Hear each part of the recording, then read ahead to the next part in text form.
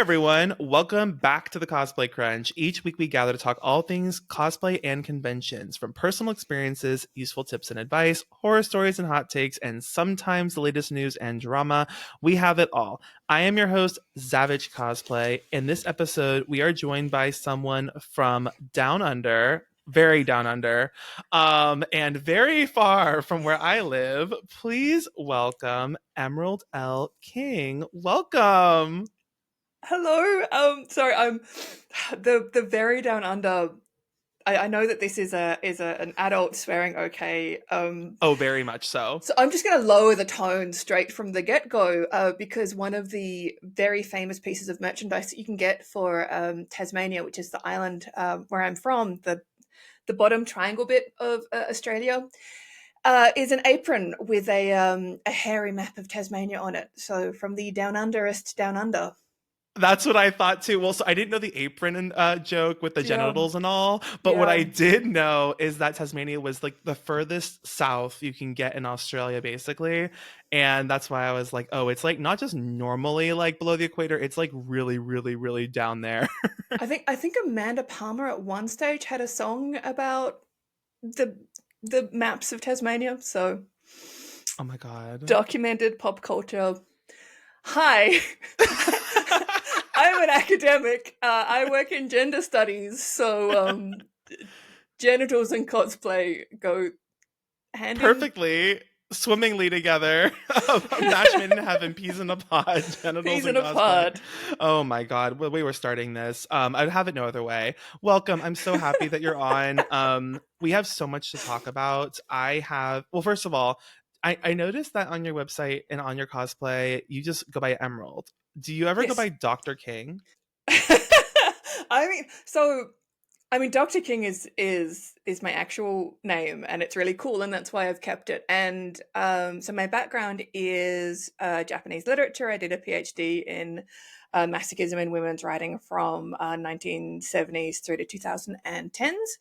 Um, so in my Japanese professional life, I go by King Sensei, or Oh. Dr. King, because it's much easier to say Kingu Sensei than it is to say Emeraldo Sensei, because that takes forever.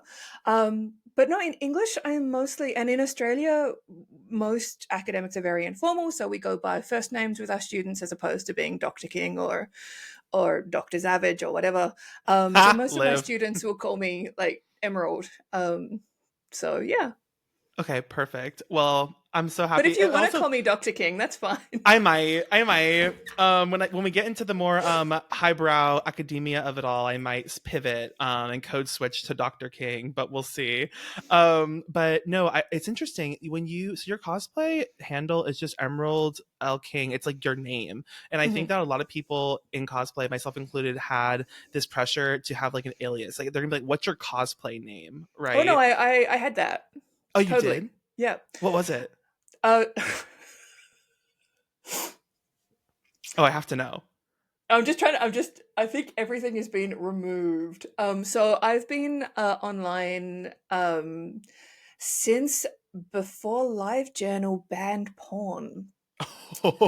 So, I've been around for a long, long time. So yeah, definitely back in the message boards days, I went by Midori Emerald, and a lot of I think my one mention on 4chan is as Midori Emerald, and it's nothing bad. It was just announcing that I was a finalist in a competition.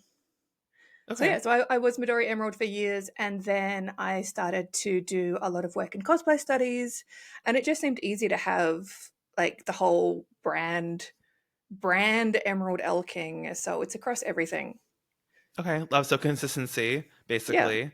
Nice. I like that. No, it's just interesting because like it's like you and then earlier on the season we had Matthew Barry and that's literally just his name. And I was like, I love this. I love how it's just like first name, last name. And I'm like, I feel like we all had these aliases. Like I'm I'm Zavich cosplay, but that's because my name is Zach, so it's not that far of a departure. But still, like you had to have like all these aliases and everything. And I'm like, I kind of live for just like this is my name.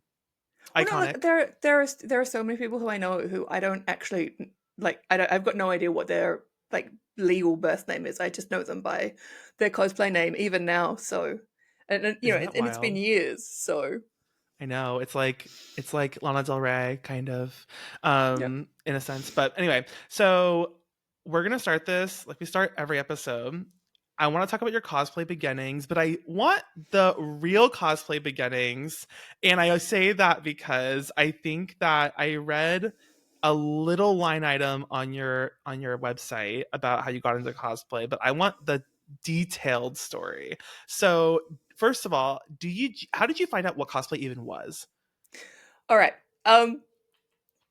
So so all of my cosplay is inherently linked to university, and I think for Australia in the early 2000s, like all of your anime societies, all of your manga societies, everything was a university circle, and that was to do a lot with download times. Like it would take you a week to download 30 minutes of anime. Um, because it was dial-up, and so everything is university based. So in 2003, 2004, I was a during my third year of university at a university in Nagoya. And that also happened to be the year that the World Cosplay Summit was founded. And then they had their first event in 2005 at the Nagoya Banpaku at the Nagoya World Expo. So that's when it started to be on my radar. And it's for me and for a lot of early Australian cosplayers, cosplay in Japan was really inherently linked. So it came through anime manga, it came through Asian stores, so Korean grocers, Japanese grocers, and it came through university societies. So whether that was an anime or manga society, or whether that was a kendo society or a Japanese society. So that's how I first knew about it. I think I gave a talk in my Japanese class about the kind of crossover of fruits fashion, that kind of like Japanese street fashion with cosplay elements Mm. and dress and like costume elements. So that was my very first exposure to it. And Okay. then Wait, do you think that you living in Australia had a higher likelihood of exposure to Japanese media and cosplay versus at the same time as those living in like the United States would have had? I mean, it's really interesting. At the time, there was a lot of investment in Japanese language learning by the Australian government, by the Japanese government through the Japan Foundation.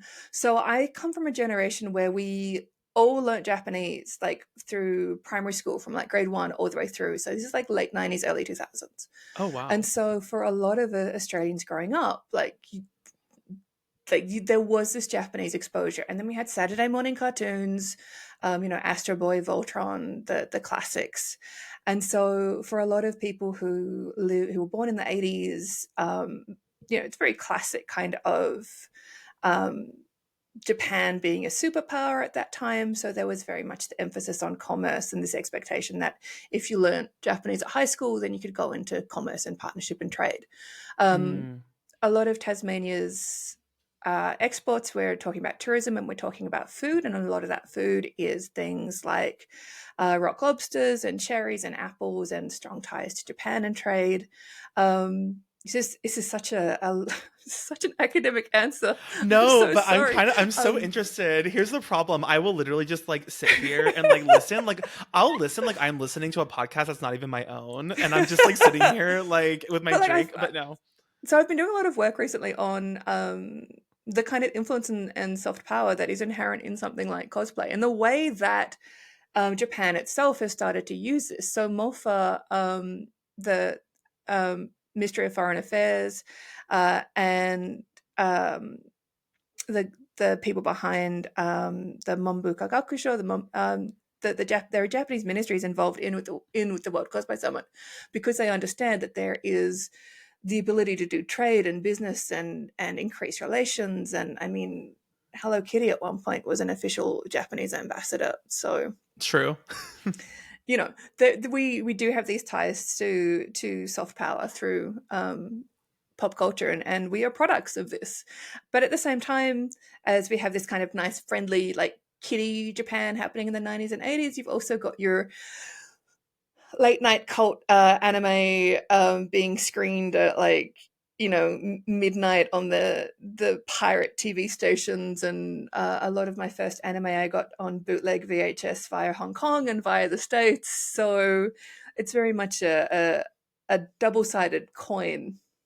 Right. So it's like it wasn't like one day you just were dragged to a convention and suddenly your brain was blown apart and you were like, who are all these people? It was always like kind of like a trickle of like exposure to Japanese culture, Japanese media. Cosplay was a part of that. It was always Yeah. just kind of like as you grew up and went through school and then you eventually studied abroad in Nagoya, it all kind of like was just constant exposure. It was never like you just popped into an anime convention and were like, what's happening?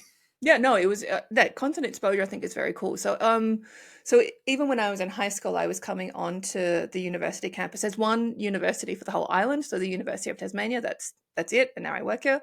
Um, so as a high school kid, I'd come into onto campus to go to the anime society screenings. So I was very much a filthy little weeb from the get go, and then eventually the Anime Society split and formed its very first regional cosplay event.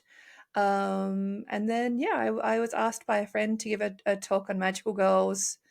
And so I'm like, oh, well, if I'm going to give a talk about magical girls, I need to be in cosplay. So I made my first costume, which was the spider lady from XXX Holic. Oh my God, I love that. What was the convention called? Do you remember? So at that time, the convention was called Anime Island Con, which got shortened to. No, it's great. So it was Anime Island Con, and its mascots were twins with like Hatsune Miku green hair, and they were called Aiko and Ichiro for AI.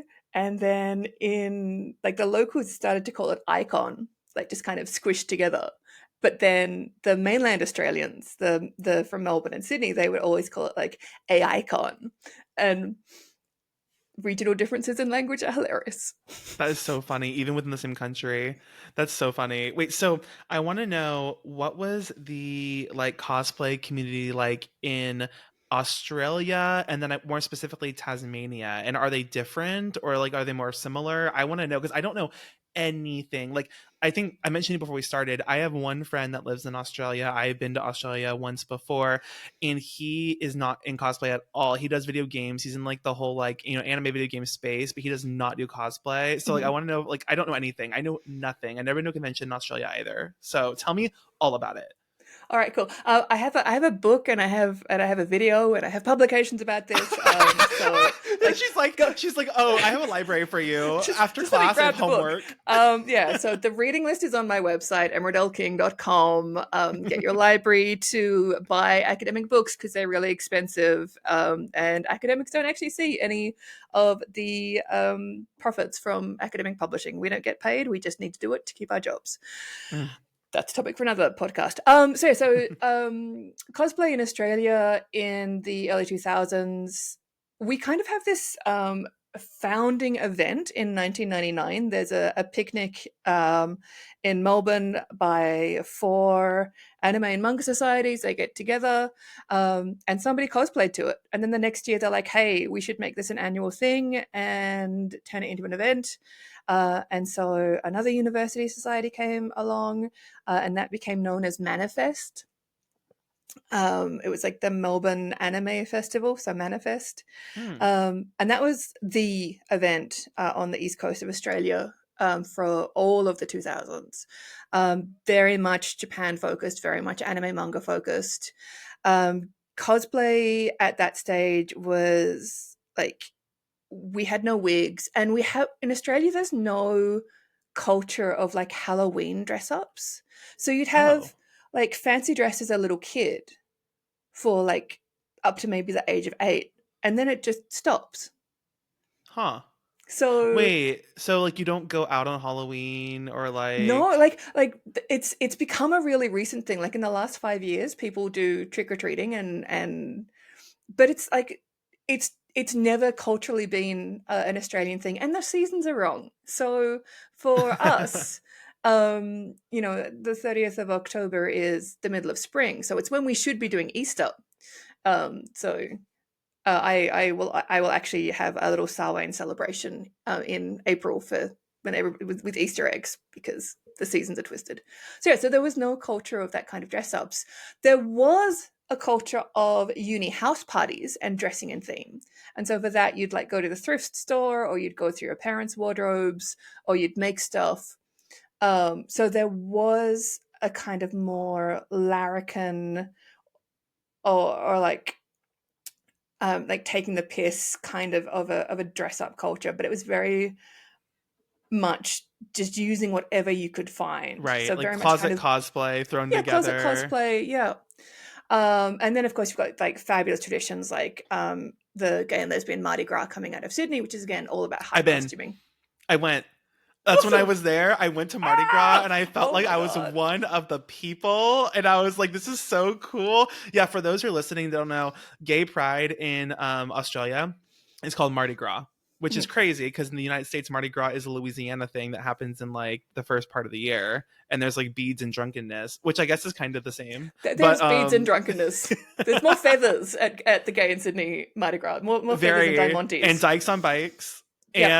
and Qantas flight attendants that are wearing like hoochie shorts. It's great. Anyway, I don't mean to derail this. Go on. Okay, so one thing that I find really interesting and that I want somebody to do a study on. I'm not that person because I'm a literature person and I do books and costumes. I don't do people. But I think it's really interesting that part of such a huge part of cosplay is gender nonconformance, is, experimenting with the outside of the heteronormative boundaries. Mm-hmm. So I feel like, we can definitely talk about dressing up and cosplay. And I have this theory that for a lot of outsiders, so the word cosplay in English is a very specific thing. And the way that I use it in my research, I use it in a very narrow, like almost obsolete definition, talking about cosplay based on Japanese materials, usually for competitions like that one. Mm-hmm. Um, but the way that cosplay is used in Japanese is it just means dress ups. And we see that also in a lot of kind of international English, the kind of English that's used online, particularly by Europeans. Cosplay has come to just mean dressing up. And we also see this in like a more common parlance. So people could talk about Mardi Gras as a cosplay event because there are costumes and play involved. Okay. I see this. So like it's like cosplay is just like dressing up versus like in the United States. I think if you were to say, "Oh, I'm cosplaying," like normal people wouldn't say that, or like if you said I'm cosplaying, it's more associated with like, a character Mm. specifically or going to like in a convention or doing a contest. But It's that's not like But that's only if you know what cosplay is. So that's cosplay true. does this weird thing where it's coming into mainstream usage, but it's coming into mainstream usage as a negative thing. Like Beyonce and Balenciaga cosplaying as paws. Or Oh, like the yeah, you're military right. cosplaying in the Middle East. It's almost kind So of like a joke in a sense. yeah. So if you know that cosplay is to do with costumes, it's very easy to talk about everything from like steampunk to goths to street fashion to fetish wear, um, to punk to I don't know, SCA and medieval recreationism and history bounding and historical costuming. Don't come for me. I'm making an example. As cosplay because they all look the same, even though they're not. Right. That's so interesting. Okay. So I'm with you on this. What does so you said that what was that convention called in Melbourne that you said?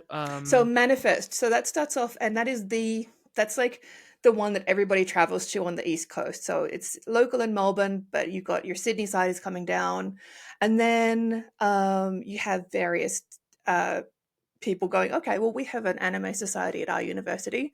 Let's have an event. And so you've got ones that crop up in Sydney, eventually growing to Smash, the Sydney Manga and Animation Hellhole? Festival. No. You said smash. I was like trying to phone letters. Smash show. I'm trying to get like the SH. So it's, yeah, the Sydney Manga Anime Show is Okay. Smash. And then Adelaide has AVCon, which is now just called AvCon.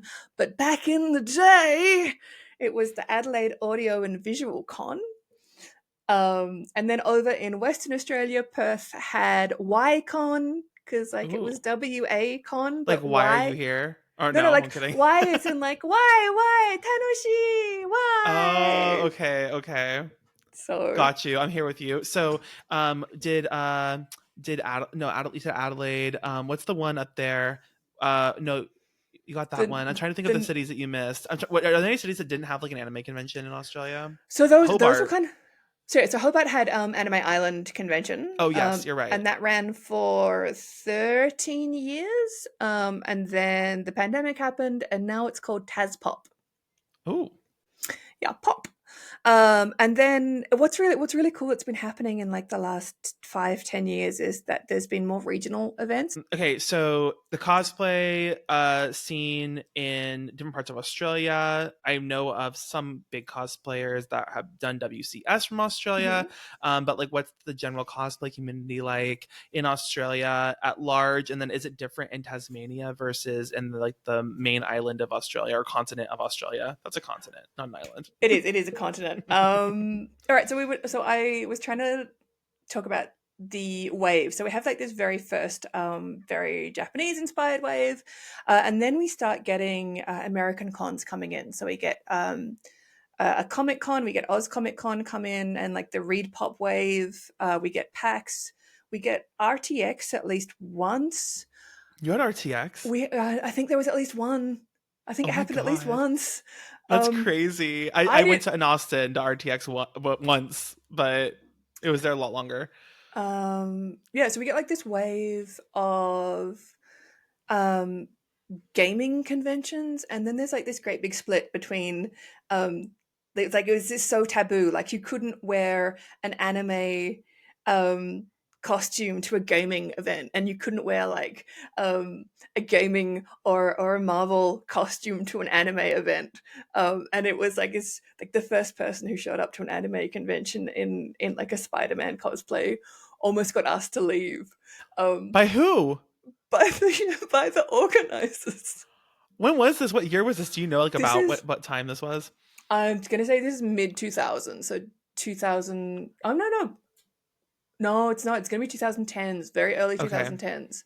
Okay. And now it's just like whatever. People wear Critical Role stuff to PAX. I saw somebody has just made a Warhammer Hatsune Miku, Live. so now there's no rules. Now it's just like fly, like be get down with your own bad Perfect self. anarchy. Yeah. Yeah, get perfect anarchy. So there's been various waves. It's what's been really interesting is the effect of the pandemic. So before 2020 happens, I think 2019 is like a golden year for cosplay in Australia. We have Kay and Will representing Australia at the World Cosplay Summit. We have what used to be called the Madman National Cosplay Championship, the MNCC. Um, they were kind of at their peak and running. So there was heats all around the country and in New Zealand. Yeah, Um, what was that? I had that on my list to talk about. What was the Madman Nationals Cosplay Championship? What is my that? Because that boy, my I want to know boy. because the name sounds crazy, but it sounds kind of like an Australian like Crown Cosplay Championship kind of situation. Yeah, pretty much. So WCS kind of comes in. We start taking part in 2009, 2010, and I'm gonna be. I I need to build separation between World Cosplay Summit and myself, but it's very hard because I have worked for World Cosplay Summit Inc. In Japan as an interpreter and translator from 2017. In 2020, I was they had a whole heap of support ambassadors to kind of promote and fundraise during 2020. Mm. And of all of the people who they had, I think there are about 26 support ambassadors. There were three who had never represented their country at the World Cosplay Summit, and that was Yaya Han, Reika, and me. And I'm like, what? Like, That's good. even putting myself in the same name as like Reika is wonderful. I've got to work with them a couple of times. I've got to hold off drunk cosplayers from them at times. So yeah, so I'm a lot of my more recent cosplay work is very closely tied with World Cosplay Summit, and I've just stood down from the organizing committee in Australia because I've been doing it for a while and I need a break. So yeah, so at that time, World Cosplay Summit comes in 2009, 2010, and then the following year, Madman. So Madman is started off as like an anime distribution company Oh. in literally in somebody's basement in Melbourne. Wait, so when you say anime distribution company, do you mean like bootlegs or do you No, I mean mean like like legit. They started up the company for getting licenses. They still have a printing and packaging company. They had graphic designers, and they still have a they call it it was the Eastern Eye, but now I think it's just Madman. So they have like an art house film distribution company as well. And this like okay. it's this massive like yeah distribution dynasty that started in a bunch of dudes basement, and they kind of become like the powerhouses in Australia and New Zealand for all things pop culture. They eventually open up merch stores, so they start selling figurines, and then yeah they do the Madman National Cosplay Championship. So at that stage World Cosplay Summit had heats around the country, and so they did that as well. And the main point of difference was that you could do solos in Madman. You didn't need to do a duo. And I was the first Tasmanian to go in that, and I came third in my first year. So I flew up to Adelaide and did the Adelaide heat, and then got a wild card into the finals. And I think just had a frame. So I have a full set of Madman Oh, I can trophies, see. and I have a full set of World Cosplay Summit trophies as well.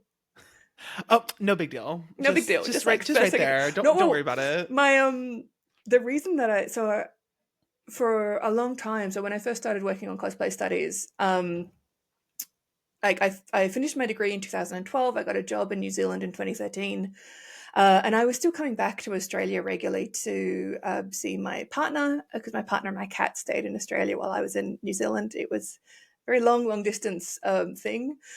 But I would come back and I would judge events, and I could do like one big competition a year. And so that would be like a Madman round.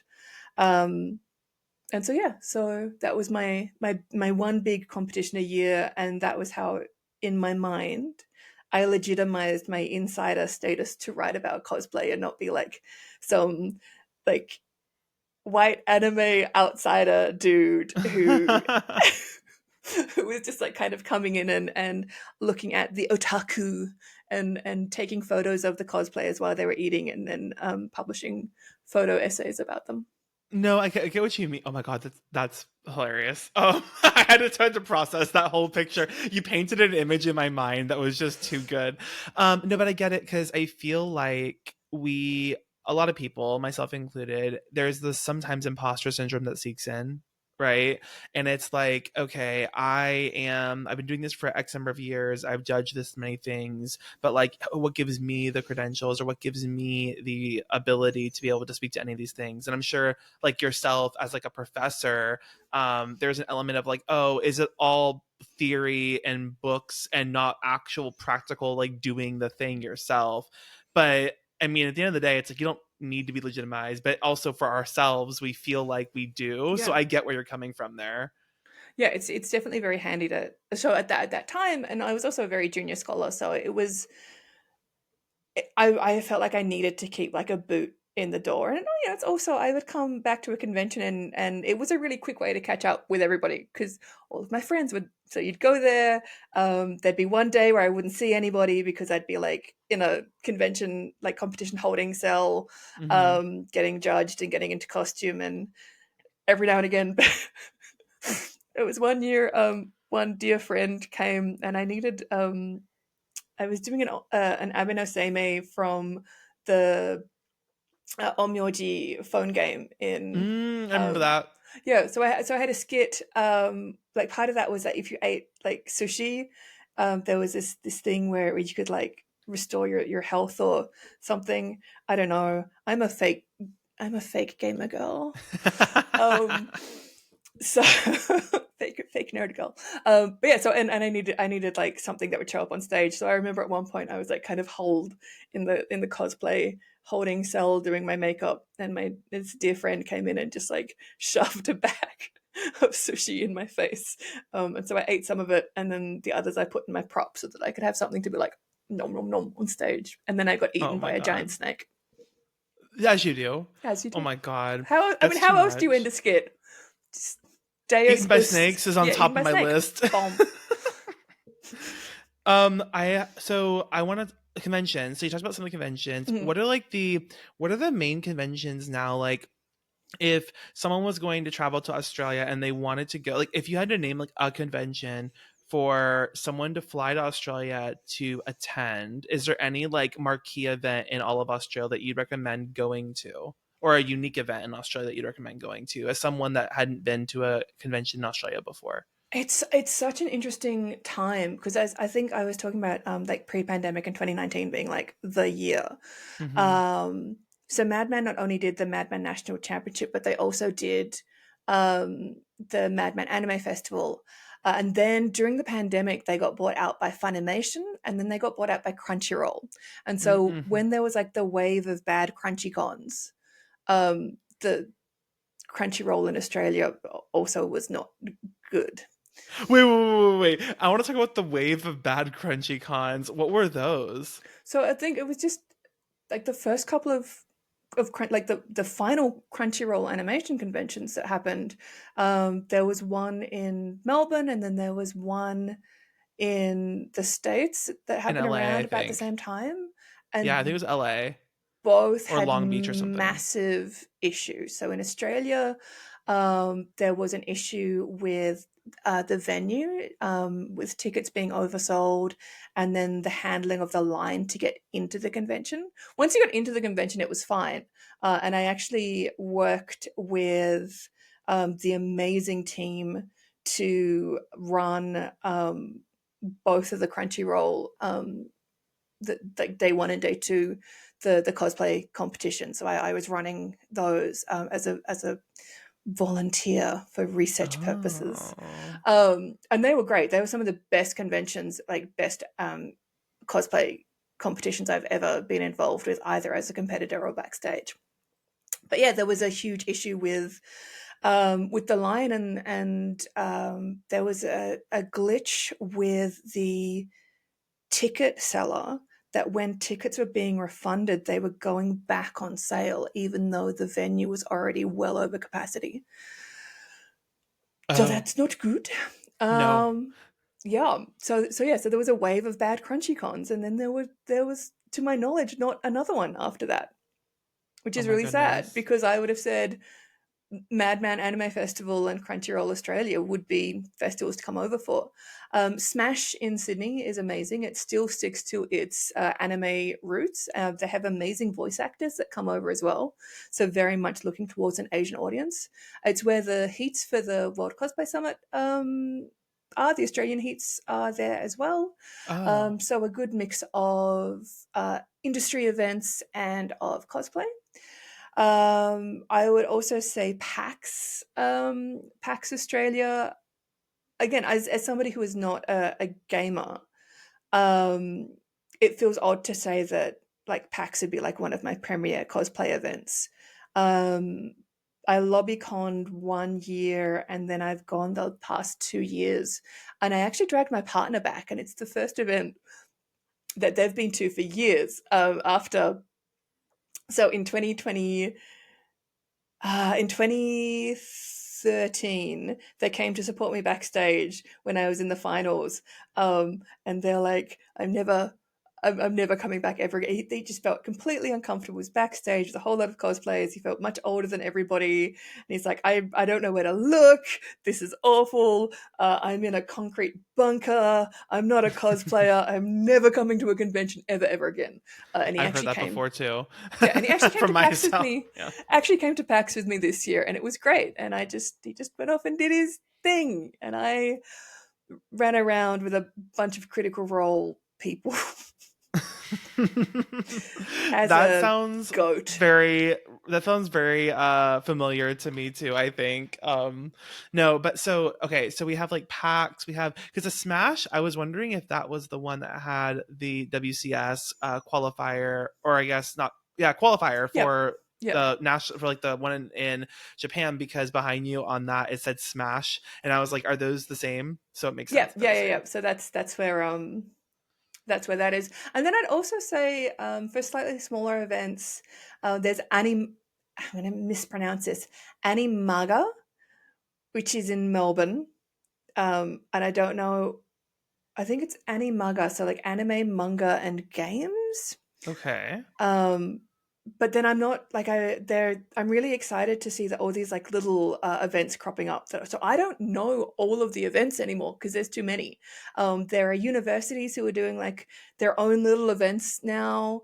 There's an event up in Brisbane that started, which is based around like a like a cosplay swap, like a swap meet, and it's become a Oh, convention, which is really cool. that is So, but I cool. think yeah, for like if you were coming to Australia just to go to an event, then the big three would be PAX, Smash, and Animaga. Okay, when does Smash happen? It happens at the moment. It is mid-year, so beginning of July. Ooh, so Um, winter. That's Winter, which perfect. is yeah, it's although What? so I when my cosplay partner and I won World Cosplay Summit in 2023, we were dressed as Zagato and Emerald from Magic Knight Rayearth, which is a like old school clamp anime. And we're like, this is fine. It's a winter convention. It'll be fine. I'm wearing 7 layers of historically plausible space priest robes. I was sweating. At one point, I had like full gloves and a gauntlet, and I had to ask one of our helpers to take my gloves into the bathroom underneath a hairdryer to like dry out the gloves so I could put them back on because they were so moist. Okay, well, I'll do you one better. I had to blow dry my ass once at a convention because the sweat gave me such bad swamp ass, and I was in James from Pokemon. I had white pants on.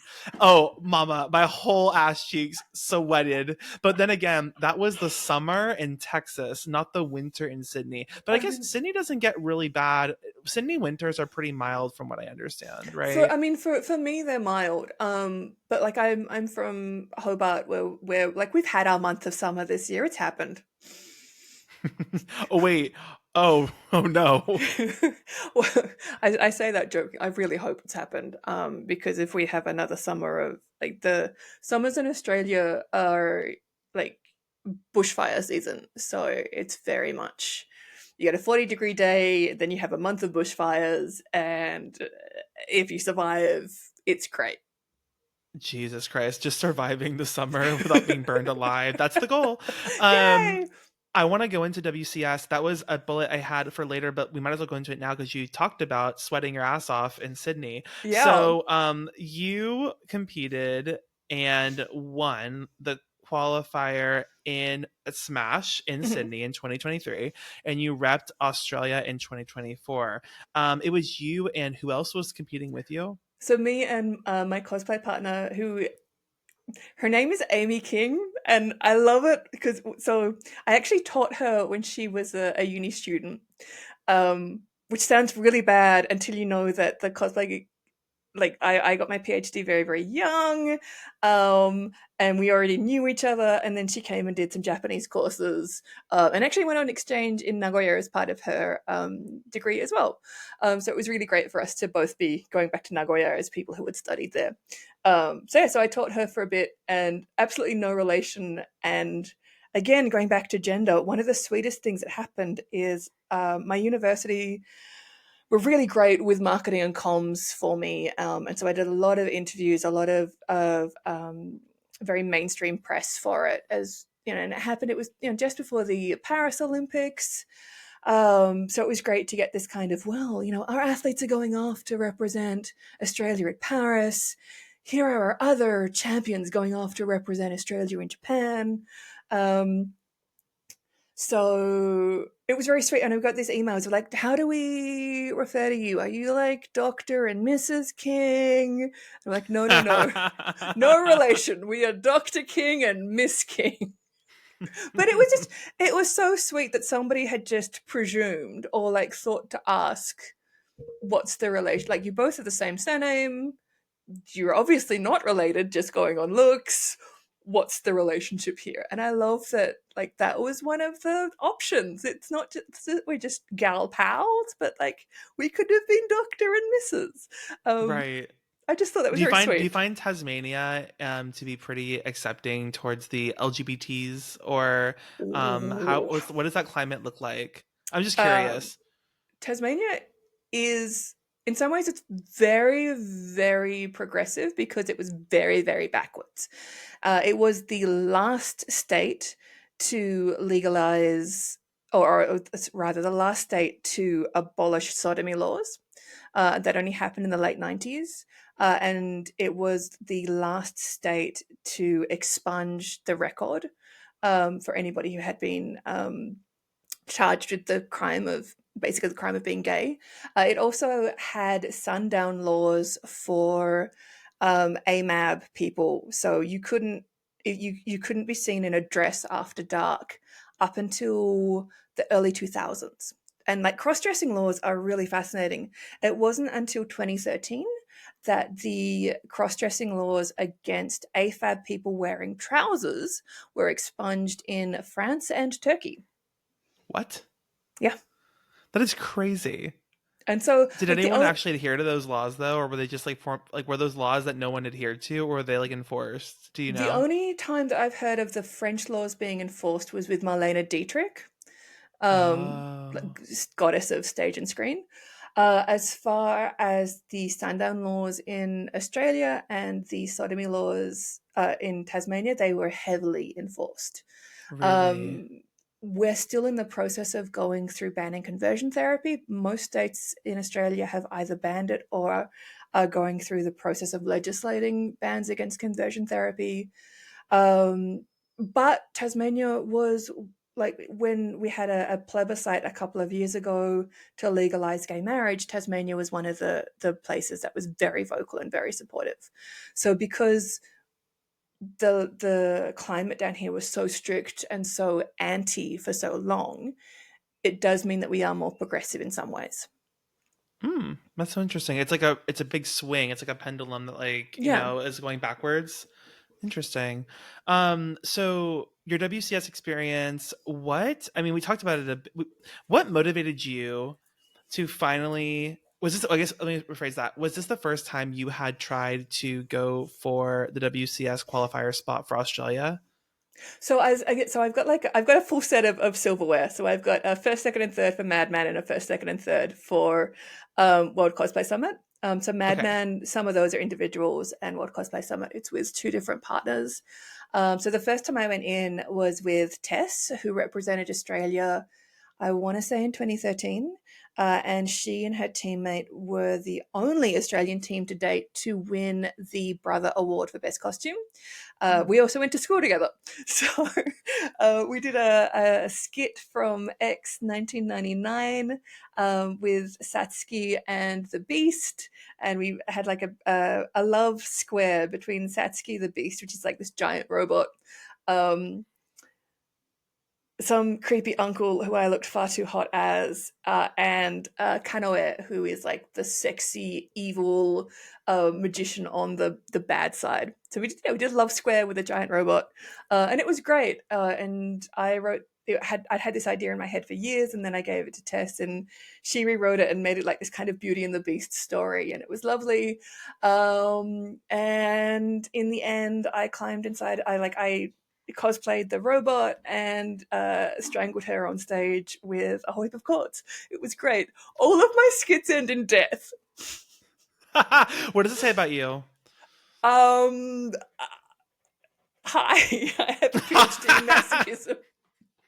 That's the T, the PhD in masochism coming through in Um, these skits. so that was the first year, and then the following year, it was 2019. I was Yeah, so 2018, I was in Japan for World Cosplay Summit as a volunteer. So the work that I did for World Cosplay Summit Inc. in Japan was doing translations for the website, translations for all of the skits. So, like the subtitles that come up, I would check or write a lot of those. So, either do English language checks or actually do the translations. And then during the event, I would help run backstage, so get cosplays on and off stage, but also work as an interpreter and troubleshooter. And the World Cosplay Summit, it's a 10 to 15-day event. So it's not just the championships, there's a whole heap of tours and events that happen ahead of time. So there's a lot of herding cosplayers onto buses, making sure that they're all there, making sure that they're okay, making sure that they haven't faded, making sure that they're hydrated, getting them off the buses, getting them to the event, checking in, back on the buses, checking. Basically, Uh, con mom the whole Yeah, time. yeah. And so we'd each get like a bus that was assigned to us with however many countries on the bus. And so you're basically, yeah, the con mum for a busload of cosplayers. So that's what I was doing. And so, end of the 2018 event, I'm in my cheap, shitty hotel. Everybody's just been sent off to the onsen tour. I am exhausted. And then I realized that next year in 2019, in July, is when Smash is going to be held. And so I message Amy and I'm like, hey, do you wanna she claims that I said to her, do you want to lose World Cosplay Summit? Because I promised her that we would go and do an Akira skit in t-shirts and jeans and that we would lose. So there was no way that we would win. And we came second. Stop it right now. Yep. So we came second. And then the following year was, so that was 2019. 2020 was the pandemic. 2021, we were going to do this awful Tonde Saitama crack skit. So Tonde Saitama, it's just had a live action film made with Gact, but it's made by the same person who did Patalio, if you know that gay crack shoujo manga. I don't, but Um, now I want to. It's great. And that also has a live action, not with Gact, but then Tonde Saitama. So we were just going to do a crack skit, and it was basically just going to be me walking around on stage being like, Gacto des. Um, and then we couldn't do it. And then we did the Magic Knight Rare skit in 2023. And then this year in Japan, we are like, we are taking the Akira bike, we are putting it on stage, we are doing the bike swerve in Japan. We are not going to win because we'll be in t-shirts and jeans, but we're going to do the bike swerve. And so that's what we did. Wait, so that's a question. So, like, when you, I think I knew this, but I was surprised to learn when you do WCS and you win your qualifier, you don't have to do the same thing at the like actual like finals Yeah. in Japan. You can do anything, right? Yeah, you can do, as long as it fits within the rules, you can do anything. Now there's been a long running convention that teams that get selected way in advance. So Australia's always been selected like a year in advance. Who else is really early? I feel like Belgium's early as well. Um, The US can at be least in the early. US, yeah, in the US it's usually Anime Expo and that's 4th of July and then it doesn't happen till the following July. Yeah. So, so if you get selected early, there used to be an expectation that you would make entirely new costumes. So that's three new Are sets you of costumes, serious? three new sets of costumes and a new performance. That went away with the pandemic. That is not something that happens anymore. But for us, because I packed on the pandemic pounds, we had to remake everything anyway. So we rewore our Reyes costumes for the red carpet, and then I won a Madman round with a dress from the Rose of Versailles. So I made Amy wear that, and I made myself a new suit to match. So we had these fabulous award-winning costumes for all of the side events, like where people are just wearing like these fun like Taobao things, or like these fun Right. idol outfits, or like these like the kind of thing that you'd wear to like a Katsucon, like cute, sexy, fun, nothing costumes. They Or look amazing. Colossal-con, you mean? Yeah, like they Yeah, look because Katsucon's the amazing. one where all the girls like bust out their pussies for like, the ball gowns and Yep, yep, everything. yep. Colossal Con's the one where you Okay, it's literally are Colossal wearing like a Con. bikini. Yeah, yeah, Yeah, yeah. but like everybody is fabulous and beautiful, and like so they could all just rock up in garbage bags and be stunning. Bitches, all of them. I love them. I love them so much. And yeah, so we're like in these fabulous ball gowns for all of our side events, and then we get on stage. Everybody else is in fabulous ball gowns or freaking Totoros, wearing t-shirts and jeans, just like drenched in as much like axe that we can find. So not only do we look like 16-year-old schoolboys, we smell like 16-year-old schoolboys, just like drenched in the worst smelling deodorant you can think of. Oh my god, I cannot wait to watch this. I'm about to go watch this after this is over. It's easy to find. You just did it like what, a few months ago. A few months So ago. Yeah. I I can mean go find it easy. it was so great doing so. Akira is such a landmark series, not only because of the manga. Like anybody who's ever read it or seen the film, like it's for me, it's always like one of the top five most influential anime, and for the very reason that they created new red pigments. There's so many red pigments. There's so many shades of red in that film that they created new ones. They created new technology. The soundtrack, like it's never been created again because it's so out there and there's so many layers of meaning. I'll come back to the soundtrack. Um, so it's so incredibly influential, and I'm like, we are the first team to ever do anything Akira in like the last 20 years of World Cosplay Summit, which just blows my mind because it's such an obvious series. There's been three others who have done it in heats. So we did it in our heats in 2019. There was a team in Spain who did it as well. If you find it, it is incredible. They're just having the best time. It's just two dudes doing like they've got the bike. It's a much bigger bike than my bike because the rules for props for World Cosplay Summit is that it can't be longer than 2 meters and 10 centimeters, and it can't weigh more than 10 kilos. The Spanish bike is like 3 meters long. It's massive, but it's just like two bros in costume having the best time. And then every now and again, remembering that it's a tragedy and Tokyo is going to explode. And then there's this really old version from somewhere in one of the South American countries, which is incredible. And also they have another, like everybody just does the bike, and then Tetsuo comes on and has some angst, and then mutation, the end. It's like that is the Akira formula, and I love You it. know your And WCS history, like seriously. yeah. Hi, World Cosplay Summit. Commission me to write the book.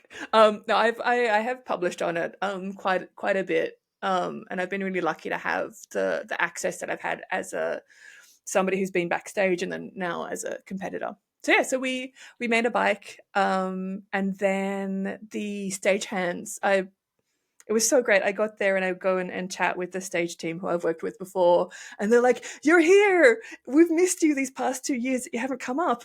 Where's your t-shirt?" And I'm like, "I'm so sorry. I'm actually competing this year. I'm so sorry." So the World Cosplay Summit has 40 seconds changeover between skits. So what you see on the recording is live. There's no cutting, there's no stopping.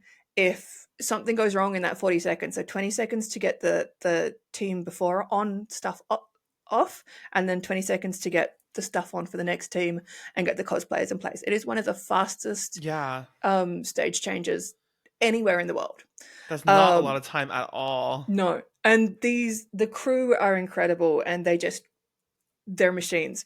And it was great working with them again and working with them as a cosplayer, and they just want everybody to look cool, and a lot of them are nerds. So the person who ended up putting our bike on stage, he was like, "Are you sure? Are you like, you don't understand? I've read this manga 5 times. It's my very favorite thing. I watch the anime every year. I love it." So like this like elder nerd just living out his dreams, putting a fake bike on stage. I And love it was that. all these little interactions backstage. Um, Team Belgium, I love to death. Before we took the bike apart, they were like, "Can we sit on it? Can we take photos?"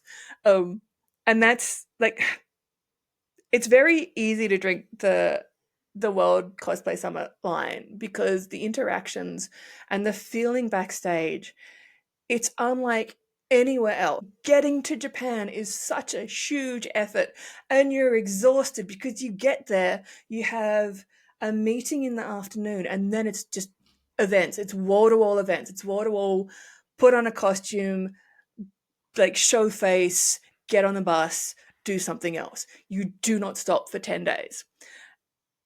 And you can't be competitive with each other. You need to support each other, and it is the most beautiful, stressful, sweaty I've ever been in my life. And then doing it as a competitor, oh my god. So I wore Zagado for the red carpet event, which was an evening event, um, walking down these beautiful outdoor red carpet steps while one of the local universities orchestras play anime music. Beautiful by moonlight, beautiful. So this is my 7 layers of historical plausible space robes made like an Anglican priest, like a Church of England priest. Historical plausible robes. We're talking linen, we're talking cotton, we're talking silk, we're talking leather. I get back to my hotel room. So I take. Oh yeah, This there's is the also summer, by the way. This is this is August. this is August. This is 38-degree heat, 80% humidity. I don't know what it is in Fahrenheit. 38 degrees Hot, damn Celsius. hot. It's Hot. damn hot Um, and I, wet. and Nagoya is renowned for how moist it gets. So I have a 6-foot wig as well. So I take that off before I get on the bus, and I take off my shoulder armor so I can get on the bus. I got back to my hotel room, um, and this part is the only part of my body that was dry. And it makes no sense because I was wearing like full armor, and unless, although I had LEDs there, so maybe The maybe the LEDs baked your skin and maybe they were like evaporated the about to sweat. explode, and that's why that section was dry. I don't know. Stop it. No, that's so much. I mean, there's so many events. There's so much stress on the body, but also from volunteering with WCS for years before you were participating at the national competition in Nagoya, do you think that the years of seeing the contest gave you the motivation and the comfort to, not comfort, I guess that might be a stretch, but like, do you think that kind of knowing what the World Cosplay Summit industrial complex looks like gave you the confidence to go for it? Or what really inspired you to go and compete in this contest, having volunteered and been a part of the organization for so many years? I think I'm so lucky with the cosplay partners that I've had. So for World Cosplay Summit, there was Tessu, who'd already represented Australia, already won a really. I mean, like you go to World Cosplay Summit for one of two reasons. You go there either to come first or to win the brother prize for best costume, or to be a dickhead in teens and t-shirts and jeans and like just know that it's not going to happen. Um, so I can't imagine doing that Clamp X 1999 skit with anybody else, and I can't imagine doing the Akira skit with anybody apart from Amy. So we kind of had like we sat down after we couldn't compete in 2021, and we're like, do we really want to do this? And I'm like, okay, I have this dream costume. I've always wanted to make the Princess Emerald white ball gown. And I always thought that I would make it for me. And so the problem was finding somebody who is taller than me because I'm 175 centimeters, so like 5'9", I think. So finding somebody who could like pull off the height differences and like outman me on stage so I could feel like a pretty princess. Um, and then I realized that yes, I wanted to make that dress, but I didn't have to make it for me. So Amy was incredibly generous, and she's just like, "You make it, I'll wear it." So I got like my very own like pocket size dress up Barbie. The height differential is like that 30 centimeter shoujo manga, Oh, like love. perfect height thing. And then like it sounds like I'm doing all the work. No. So the rules for World Cosplay Summit changed this year, and you couldn't use any licensed audio. Amy is a musician and sound tech. So when I said put a pin in the amazing Akira soundtrack that's never been repeated, She did it. she rewrote it. That's She wild. she wrote an entire score in the style of the Akira anime, and I had spent months reading the rules, going through all the jazz rack, which is the Japan music agency copyright. I'd pouring through them in English and Japanese, pouring through them with my colleagues here at UTAS, someone who has published on boy bands and girl bands, and so knows jazz rack, because when you the rules are so stringent that if you write an academic article and you quote a song lyric, you need to get permission from the licensing agency in Japan to publish that lyric. Oh my god. So like so I'm working with people who, they know the rules, they're native speakers. We're looking at the rules and we thought we had it. We thought we understood it. And then I reread the rules and I'm like, no, what we have is wrong. What we have is wrong. Yeah. So Amy had already cut the audio and recorded it and done the soundtrack. She does have she's a sound tech, she's an audio tech, so she has a library of sound effects, but she'd already cut it using the music, and we thought that we were fine. And then 2 weeks out before music is due, I reread everything because I'm paranoid, and I'm like, no, everything is wrong. So not only does she rewrite this music, which is nobody does it because it's perfect and impossible to copy. Not only does she rewrite it, she rewrites it and mixes it in 10 days. No. Yep. No way. Yep. That's insane. And the only reason I say that, the only reason I even have the concept of how much work that takes is because literally the last episode I did with Purple Shala Ruby, she's a musician, and she was telling me that it can take her as long as it takes to make a cosplay to arrange a song. So I was like, oh my god, this takes forever. So she literally put forth, it sounds crazy when you think of that because it's not tangible, it's music, but she put forth so many hundreds of hours to get this done. That's crazy. Yeah. She's just, and I think that's what's so nice about working with different cosplay partners is I know what I bring the power of overthinking and last minute hyperfocus. Those are my skills. So I know, going back to these Reyes costumes, I think it took me 3 months to make her silk ball gown, 20 meters of Thai silk that I found at the tip. Because somebody, so the rubbish dump. So a lot of our rubbish dumps have shops, resource centers attached to them. Somebody had dumped their entire house of pure Thai silk curtains. Wait, wait. Paint this picture for me. So you're literally at the dump shopping for fabric? Yes. Or did you even know? Yeah. Oh, no. Okay. So our local tip is in a place called McRoby's Gully, that when Tasmania was first settled by white people, it's where all the bushrangers would go. So bushrangers are kind of our evil cowboys. But in Tasmania, we had two types of bushrangers. We had notorious serial killers, and we had dandies. So all the a dandy, like a hot dude, or the hot bushrangers would go and hang out in what is now a valley that is filled with our refuge. It's what our tip now is. But yeah, so they have a shop front attached to the dump, and the dandies run it.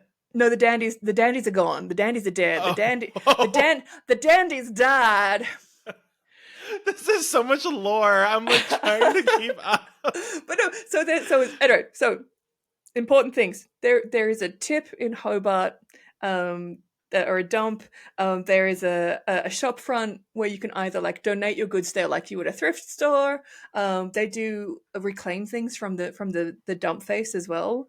Okay. It's a very cold, bleak part, and so in the winter, my mum will take them hot soup or freshly made scones, and so whenever they find something good, they put it on one side for us. I love that. The insider trading of it all. Yep. That's so good. With the dump people. Oh, that's With just the mean. The yeah, dandies. No, the ex-dandies. Wait, what are they the called? What's the name for the people that work there? their resource center management. Oh, well, like I feel like Australians have names for all these people. Like they have weird names. Like what's a mechanic called? Like a Sparky? Yeah. Oh no, a Spark is an electrician. See, exactly. I was like, if a Sparky is an electrician, then what's the person that works at the dump called? I mean, The dumpy? No. they do have Sparkies who work there because they've got to check all the tech. Okay, fair. Anyway, we So can't we go down got this there in rabbit the hole. end. We'll be here all day. I mean, I want to be Just here all digging a day, but we hole at the also dump. we need to get through WCS so we can talk about your nerddom of academia. Okay, so you did WCS. Did competing at WCS meet your expectations, or what was different from competing versus having seen it for so many years? I mean, for us, it was a much shorter format, so we had no downtime. In previous years, there's been one or two events that have purely been photo events. So there's one event that used to be held at Meijimura, which it's an outdoor museum for architecture. So they've just gone around and collected all these culturally significant houses and buildings and moved them to this one outdoor park, which is beautiful. And you can stroll around, and they have like famous novelists' houses and sites of government, all in this kind of very beautiful um, Japanese style Western architecture from the late 1800s through to like the 1910s. So it's a massive park. It's usually an awful day because it's like at least 38 degrees. And then you've got a whole heap of ipanjin tog. So like just like anybody that you can buy a ticket and anybody can come along and take photos of you. And so it's posing and giving face and trying not to faint. Um, and it's a really beautiful day because you just wander around. It's the one chance for teams to mingle outside of performance order and buses. So there was that one, and then there used to be one at a place called Gamagori, which is where the One Piece. There was a One Piece ship replica there for a couple of years, so you could go and like play around in the One Piece ship, and people would get their Shonen Jump One Piece pirate needs met. And so those were two really great events. Like they were hot and sweaty and awful, but there were no rules. It was just, we are here from this time to this time, take photos, Do whatever you eat want, run food, amok. don't die. Yeah, don't die of heat stroke. Yeah. But because we only had a much shorter event, we had no downtime. So we didn't have any of those events, which Is I that a think was post-COVID thing? Why was it shorter? it's a post-COVID thing. Purely because Japan still hasn't recovered. There's still a lot of restrictions in place. And also, I think World Cosplay Summit is also figuring out where they stand on a kind of global cosplay landscape and also an event landscape within Japan as well. I think a lot of things were discovered as far as event management goes with the 2020 Olympics. And so there's crossovers into other large international events as well. So I'm really hopeful that whoever goes up to represent their countries next year will get a longer event with at least one rest day and at least one free event where they can dress up and, run around. Mm-hmm. So for us, it was a much shorter event. And I'm in some ways, this year was really interesting because there were a lot of older cosplayers. Usually the spread is much more towards younger cosplayers in their early 20s. I feel like this year we were just a lot of tired uncles in like our mid 30s, early 40s. So it was the whole AARP of cosplay at the. Oh wait, do you know that reference? They don't have that there. No, what's what Wait, ARP? oh my god. Okay. What? I realize I'm making this reference to someone who has no America, idea what the explain concept me. is. I know. So it's a program that you wait. Let me actually look at this definition. It's important. This is cultural. This is a cultural exchange happening right here. So this is the American Association of Retired Persons. And it's focusing on issues affecting those 50 plus year olds. And it's a agency which basically provides resources to the older Americans and helping them live as they age. So when I say the AARP of the cosplay community, I mean In the you nicest all, possible way. Yeah, you all at the WCS last year. I was definitely towards the older age. But Hmm. I mean, for me, it was as I said, I'm not I I have a PhD because I like books, not because I do people, and that's why I say that there needs to be studies on gender and representation and sexuality in cosplay. But I'm not the person to do that because the idea of sitting down and formally doing interviews and like getting subjects and then transcribing all of that data and then reading the data and then doing extracting that, no, books, Hmm. costumes, looking at pretty things, that is, become a literary scholar. It's my advice, it's my life advice. Books, pretty things, literature.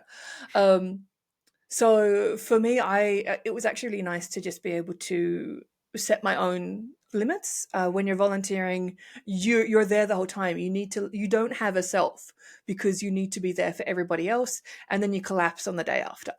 Hmm. So it was really nice to be able to go, no, no, no, that's not my monkeys. Right. This is not my Like, circus. This is I am not just my monkeys. here. I I am am just here. living in it. Yeah. So it was really nice to just walk away. That's so good. That must be um, such a relief too. Like having it, it's a stress reliever, but also you have to be on and you have to be in cosplay and full up, like going just as much as you would if you were volunteering. You're just in a yeah, different outfit. it's just and it's a completely different energy output as well. Hmm. Um, because like it does, if when you're volunteering, like as long as you've got the right t-shirt on and you're speaking the right language, it doesn't matter what you look like because nobody cares. Right. But like wearing clothes and looking pretty, that it's hard. It is hard, It's especially when your exhausting. face is melting off in in the swampland. Yep. Um, okay, so I want to talk about academia. I think this is unique because you I don't know that I've talked to anyone that has put such a like formalized like learned, I'll say, approach to cosplay out into the world, right? It's really interesting. I mean, I was looking on your website and you have so many different publications, like dozens that are linked on there.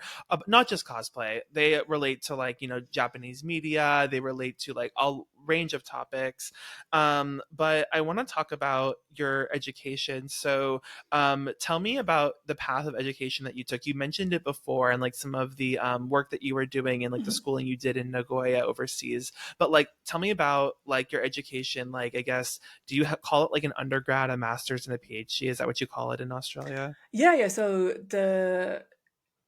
the system looks the same. The titles are different. So I'm lecturer in humanities, which I think sounds like I would be a TA in America, but I'm like tenure track professor, I think. Yeah, yeah. Um, so my origin story as a Japanese scholar starts off with a chocolate factory.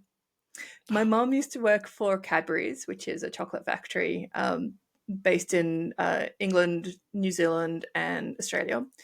And in the 90s, they were trying to expand into Asia and Southeast Asia. So they would have they would sponsor a scholarship for two employees' children to spend a year as on high school exchange with the AFS, which is like the American ambulance something. I don't like a Rotary scholarship.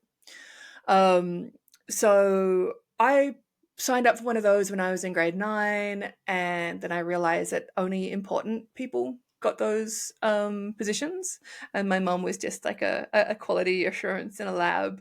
So I like righteous grade 9, like I'm never applying for this again. The whole system's rigged. No. Following year, the lovely woman who was in charge of the scholarship was like, I didn't see Emerald's application for this year. She's so strong. So I just photocopied it and I just changed the dates. And then I got it. So I'm like the only. I think I was one of the last people who got to go on this program. And so in 1999, 2 weeks after I turned 16, I was up in a place called Niigata, which is like famous for really good water and really good air because there's nothing there. There's some ski slopes, really, really good rice. There was a penal colony.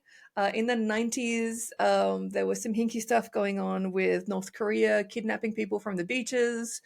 But yeah, so I was there as a 16-year-old. I did my grade 11 there.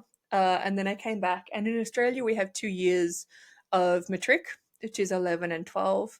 That's where you do your pre-tertiary subjects to get into university. I did that in 1 year because I didn't want to repeat with.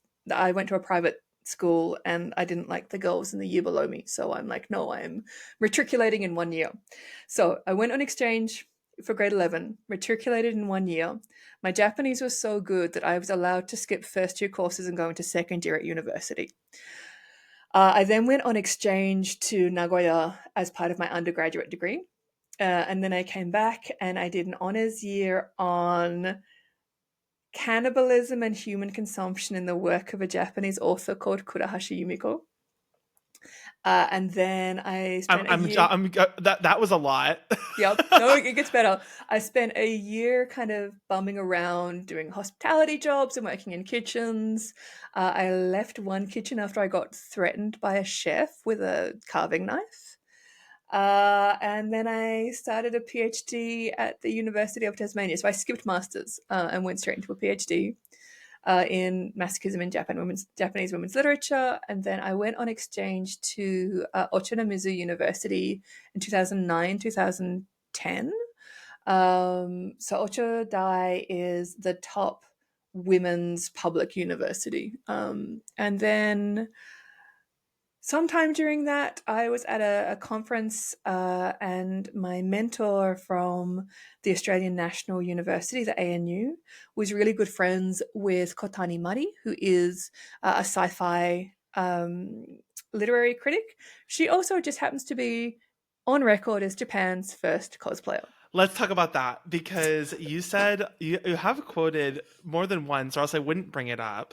You were outed as a cosplayer, and I want to break that down to figure out what that means. You were outed as a cosplayer to Kotari Mari. Is that Kotani Mari? Is that yes? And you said that was Japan's first cosplayer. What does that mean to be Japan's first cosplayer? What do you mean on record? Explain this. So I can actually go and get my bonnet to put on my academic hat, but I won't. That's far too performative. Far too as if we're not performative normally. So there are all sorts of origin stories as for when cosplay happens. So there's like the Nob Takahashi 1984 story. He goes to San Francisco, I think, and sees some Star Trek cosplayers, and he's like, how can I describe this back home? And coins the term cosplay, and a million weebs were born. So that's like one origin story for cosplay. But then Ed Hoff, who is a Canadian academic working in Japan, one of the founders of World Cosplay Summit, but also an academic working in Japan. He's been doing a lot of research with cosplayers of the time, and he's actually found print use of the word cosplay prior to the Nob Takahashi story. Yaya in her book has a really good outline of this story as well. And it's hilarious because the screenshot that she uses that she got from Takahashi are the same screenshots that I have, which were on like this Angel Fire website.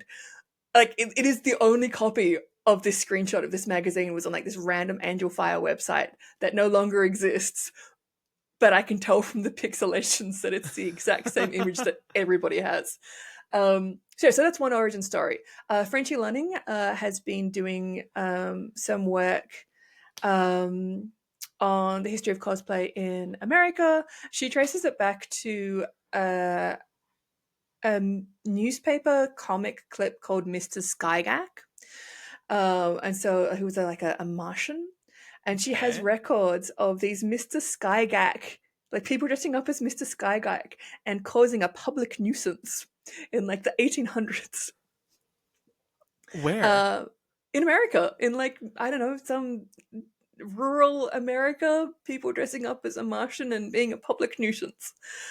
Um, then it was really cool to see linked to Sci-Fi Con the story of 4E and Mario, because for years 4E was credited as being like the first fan costumier in the States. And then it came out that it wasn't him, it was Mario who had been making all of the costumes, because like nothing like a man taking credit for a woman's work in public and science That fiction couldn't spheres happen. would That never couldn't happen. be. No. So there are all these different stories. Some people take it back to like Tudor masquerades and Italian carnivali. I just have this theory that humans have an urge to dress up and look pretty. And part of that is dressing up as our heroes, whether it's anime heroes, whether it's Marvel superheroes.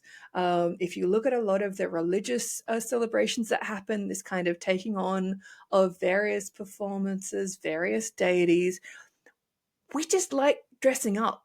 It's a thing that we do. We make ourselves look pretty and get admired, and then take it all off at the end of the day, get drunk and have a shower, cry.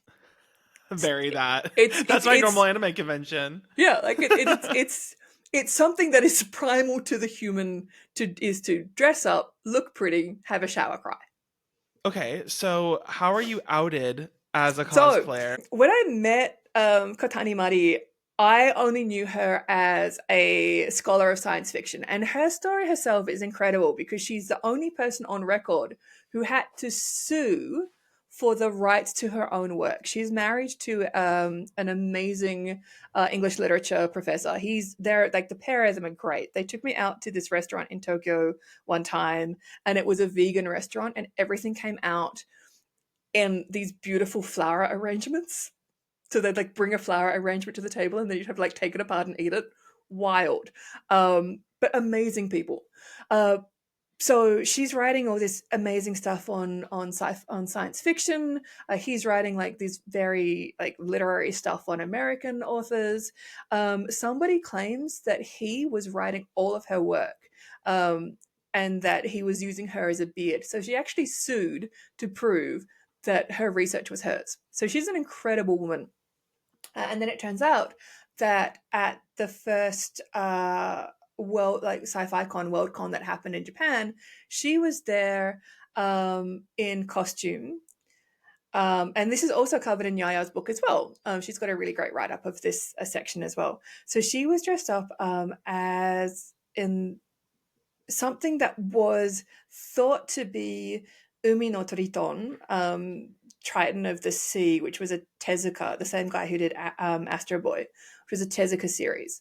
But she was actually dressed as a different science fiction character, like classic 60s, 70s sci-fi, I think.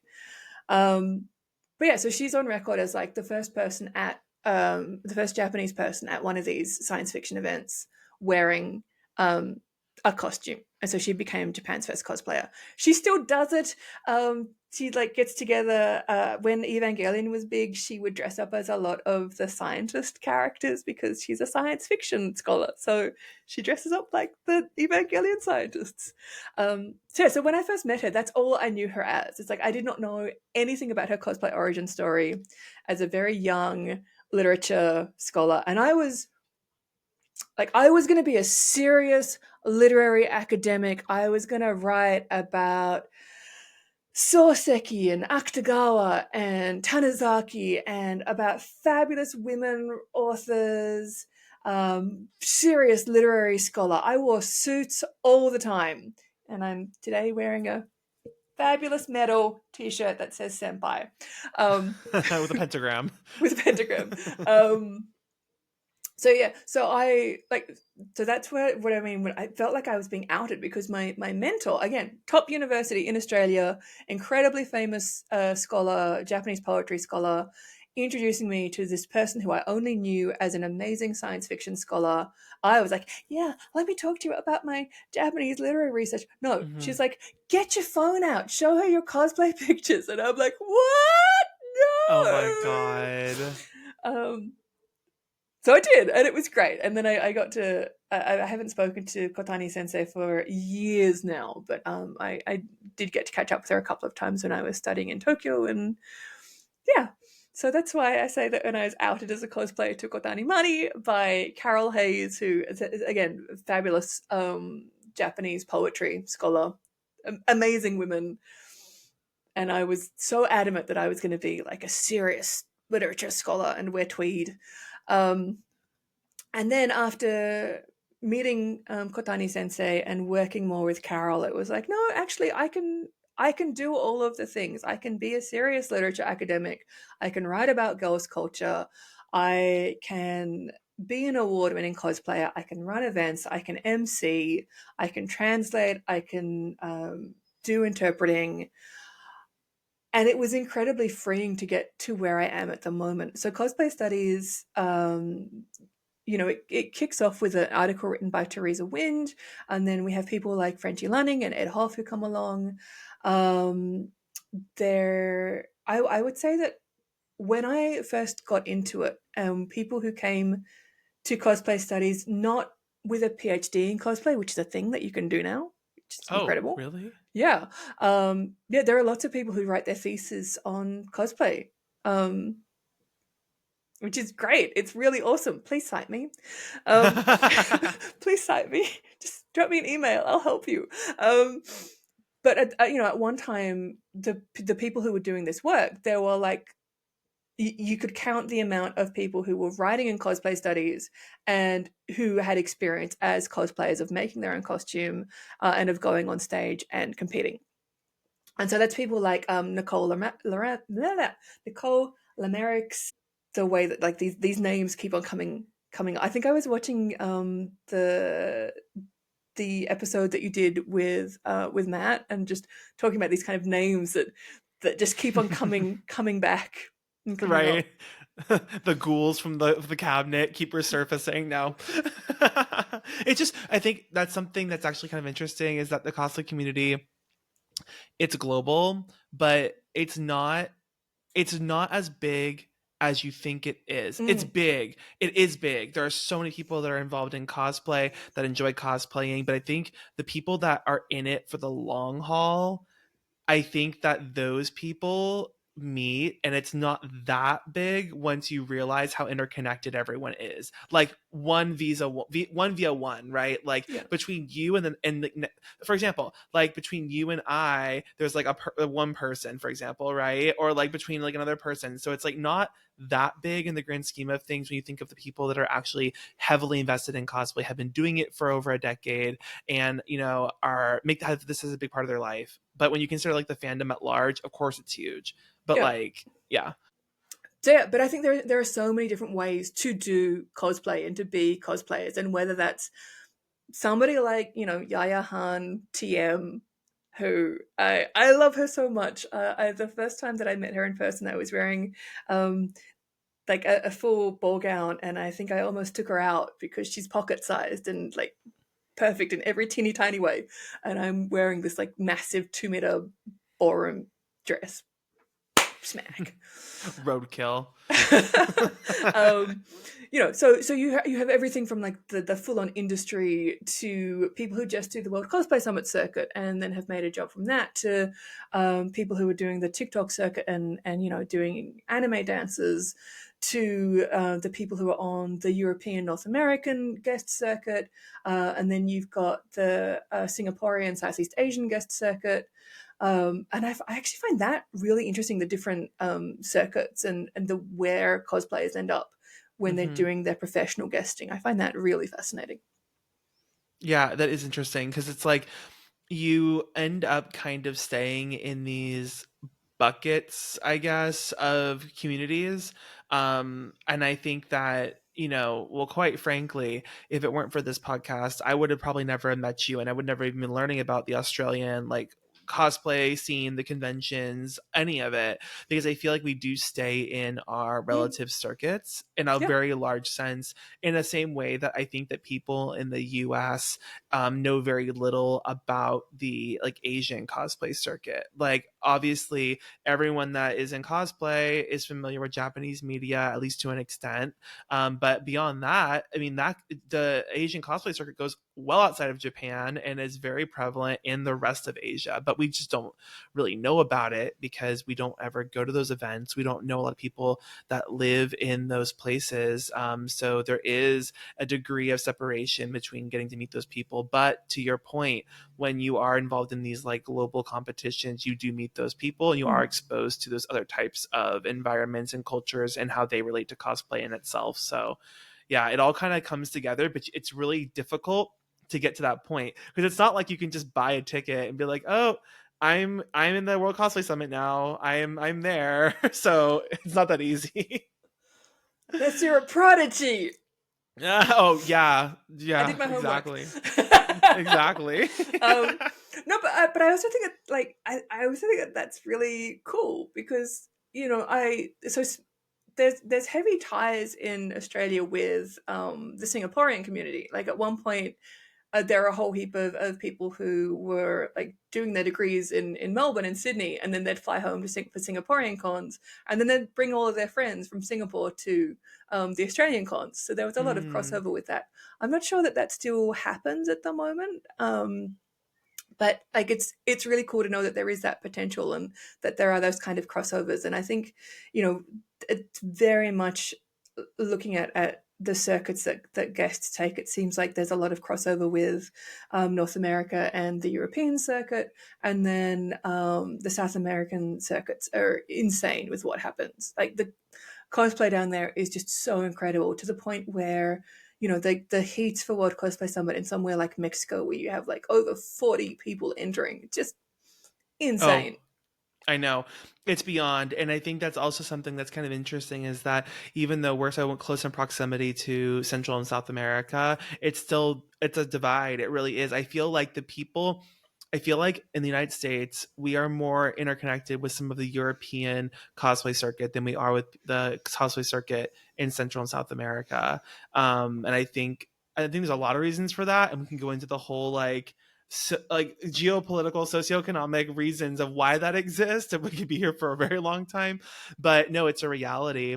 That's why I think it's really interesting getting to learn and see and a lot of it's documented through video. I guess it's like the Mm. best way you can see it. Like I know like Mineral Blue is in went to a convention in Brazil just recently, and I didn't even know this convention existed. And it's like their Comic Con. It's like basically their equivalent of Comic Con, and it's huge. They have like global voice actors and real actor and like voice actors and like film actors in this event, and it's ginormous. And he does costly videos. So I'm excited to see that, but it's crazy how much you don't know about different parts of the world, even when it relates to cosplay, when that's something that you think about every day of your life. You know what I and mean? and look, we haven't even mentioned the entire the entire African continent. Oh, yeah.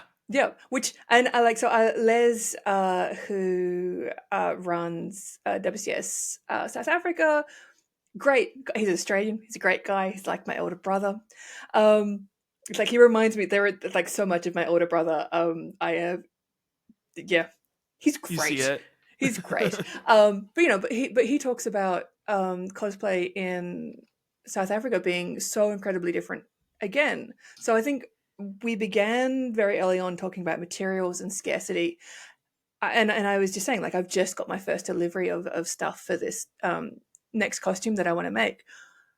If you order something in Australia, you have to factor in at least 3 weeks shipping time, Unless it's unless lumens. unless it's Tell me unless it's about lumens. that, bitch. Oh my god. I need to go off. I don't even care. I don't care how long this episode is. I'm going off for 1 minute on this. Start the clock 60 seconds. I am so pissed because that foam.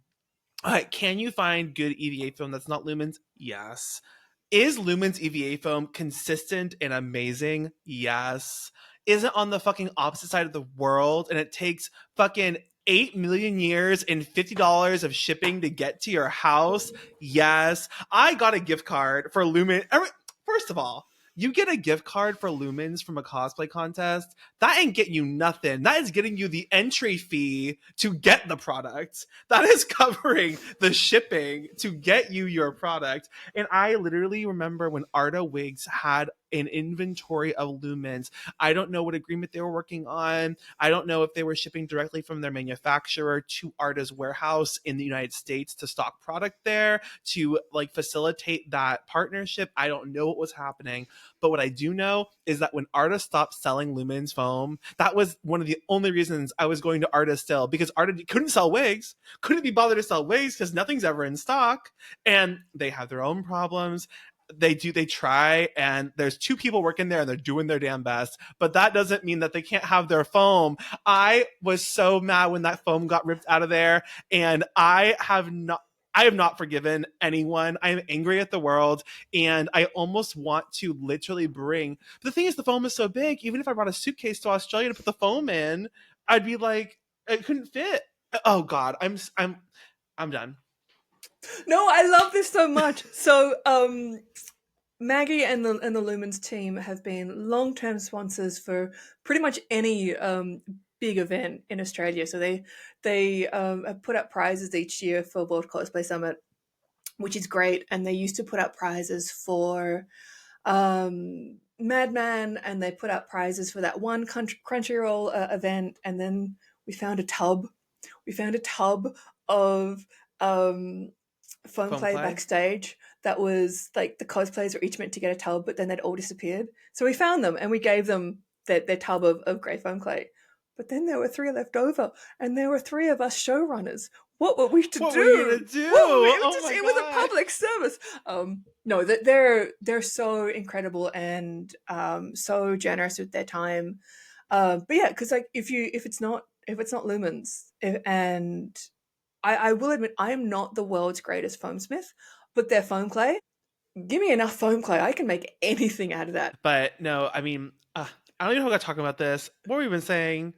So How do we yes, get to how do we get to lumens and talking about foam clay? so we went from the shape of Tasmania as a landmass to Sydney gay and lesbian to gender in cosplay to World Cosplay Summit to the very brief history of cons in Australia to I think there's been a couple of times to World Cosplay Summit. We've talked about big name scholars, we've talked about big name cosplayers, and then we were going back to talk about how hard it is to get stuff in Australia. Oh Et yes, voila. yes, that. Well, I want to wrangle it back in to talk about one more thing that I want to know about your academia. You have a focus on violence in text. You have a focus on masochism. And I have on here, here's the bullet point. Focus on violence in text and masochism. ... Why? Question mark. So not that it's a bad thing. I think it's interesting, but like I think that it's just something that you don't expect, because when I went and I saw your website and I said, "Oh, she is a scholar and she's a cosplayer, and what kinds of things has she researched?" And I went and I looked at it and I was reading the different sections, and when I saw masochism in Japanese women, you tell me, because you can better, you're more eloquently deliver this than I can. But I saw some things that were confusing to me, and I want to know why. So that is the TLDR.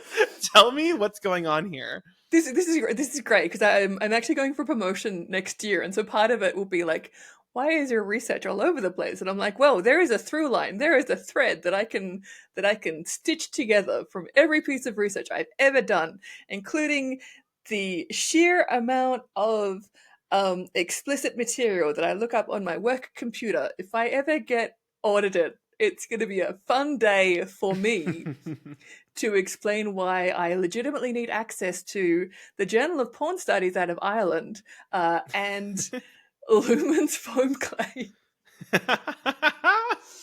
And it's not the obvious answer that's going to pop up to everybody's head. Don't put that in your body. It's not safe. Have you asked them? Is that true? Uh, well, Does it disintegrate? they put Wait, a the water will break it down. well, they put a PSA about Warbler not being mouth safe. And EVA foam, you don't like. It's really interesting to see. I've seen in the last month there have been so many PSAs about using proper PPA when using even things like foam and clay. When like you know, for years, older cosplayers like myself, like the ventilation never met it. We're like you can't. So in Tasmania, it's so cold that you cannot cure resin. There's like 1 month of the year when resin cures. So like you're just sitting around with like tubs of sloppy uncured resin. This failed failed attempts to mold things because it doesn't cure down here. It's too cold. It's too wet. But like I find it really interesting that at the moment we've got all these like PSAs about working with foam dust. We now know that these things degas. We now know that these things break down. If you look at, and I have scraps from like the original Warbler's Finest and the way that that's broken down over the years. That because I had a cosplay that I had to throw away because I brought it out of a closet and it had like broken down and degraded, and it was like it was chipping away like it was almost like a potato chip or something. It Yeah, was yeah. so any of these products that we work with that we've sort of been safe for so long, like who would have used? Like you look at some of the early Kamui Warbler videos, she's like sitting like making her booby cups on her coffee table. There's no PPA. There's no ventilation. We were children and we didn't know better. But I hope that other people learn from us. But yeah, don't put things where they don't belong. Including EVA foam clay EVA foam clay. phallic devices. Yeah. So If you want to do that, they sell those kits online. They sell body safe kits online. Pay the money. Don't do yourself an injury. That should be a cosplay workshop at Holiday Matsuri. That is a con that I am dying to get to. Like I'm at the point where I am looking up like to see what grants I can get that will fund me a trip to Holmat. Oh my god, that'd be so good. I'm going next week and I'm so excited. 1 year you have to and it'll be great. Okay, but no, violence and text and masochism. Explain. So I did my honors on an author who I loved, Kurahashi Yumiko, and she's amazing. She's a 70s feminist author, lots of puns, lots of fairy tales, lots of very biting sarcasm. If anybody in your audience has ever read anything by Angela Carter and her updated fairy tales, it's very much that brand of clever, cutting witticism. And she was writing in the 80s during like the Japanese economic bubble. So this is a period in Japan where like one example that I love is that Australia cancelled like 30% of their global debt by selling half of the land that the embassy was on in Ginza in Tokyo. That is how much property and land and how much money was in Japan at that moment. We have on record people just going out and buying like fantastic, like companies buying fantastic works of art and then just like hanging them in a basement because they had the money to do it.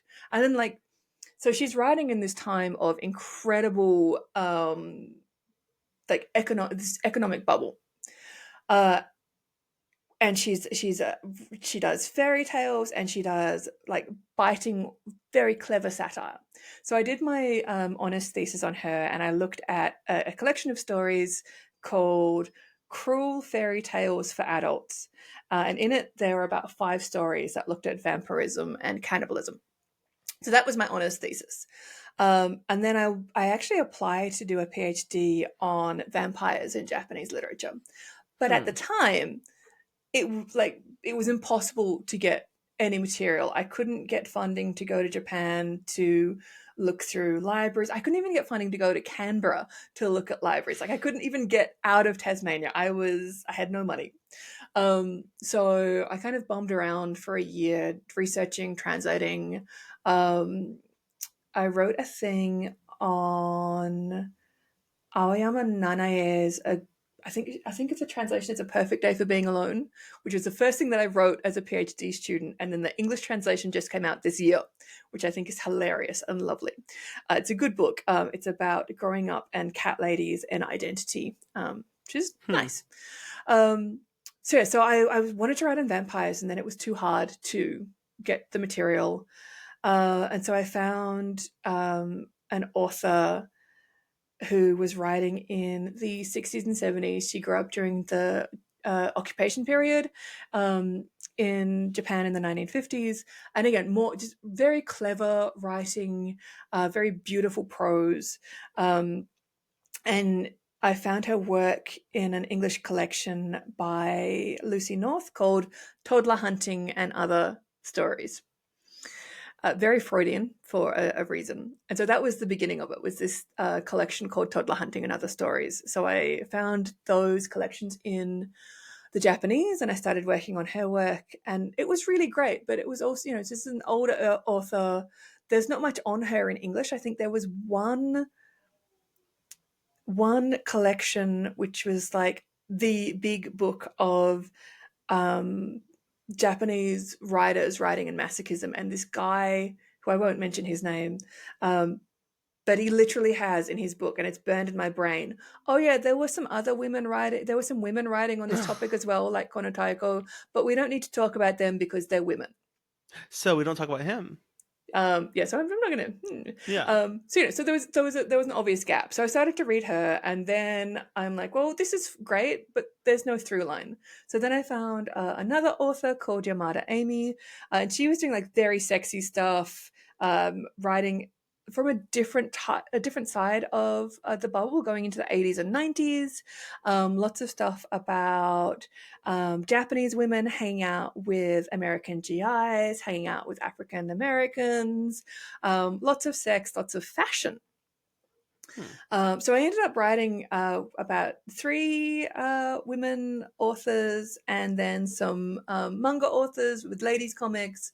And the through line became this kind of use of masochism as a power play and as a way to gain agency and empowerment through the use of their bodies and the manipulation of what they had on hand. And it's all fiction, it's all literature.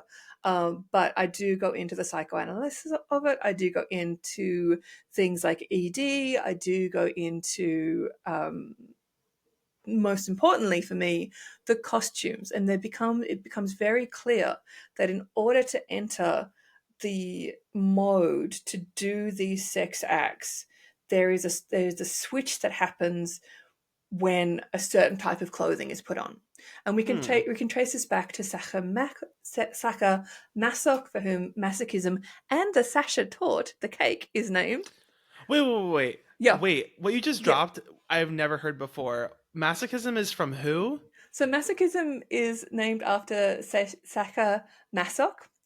He wrote a book in French called, so you have the Marquis de Sade, sadism. Sasa Masok wrote a book called Coldness and Cruelty, also translated as Venus in Furs, and it's about this guy talking about his hot ex-girlfriend who was his Venus, who he would dress up in furs and then ask him to treat her badly. And that was fine until she started to enjoy it. And then it wasn't fun for him anymore because she was enjoying herself. Single tear. But but the main thing is that she is fabulous. She's a Venus in furs. She's stunning. She is like every modern day vintage burlesque. She's Dita Von Teese, you Hmm. know.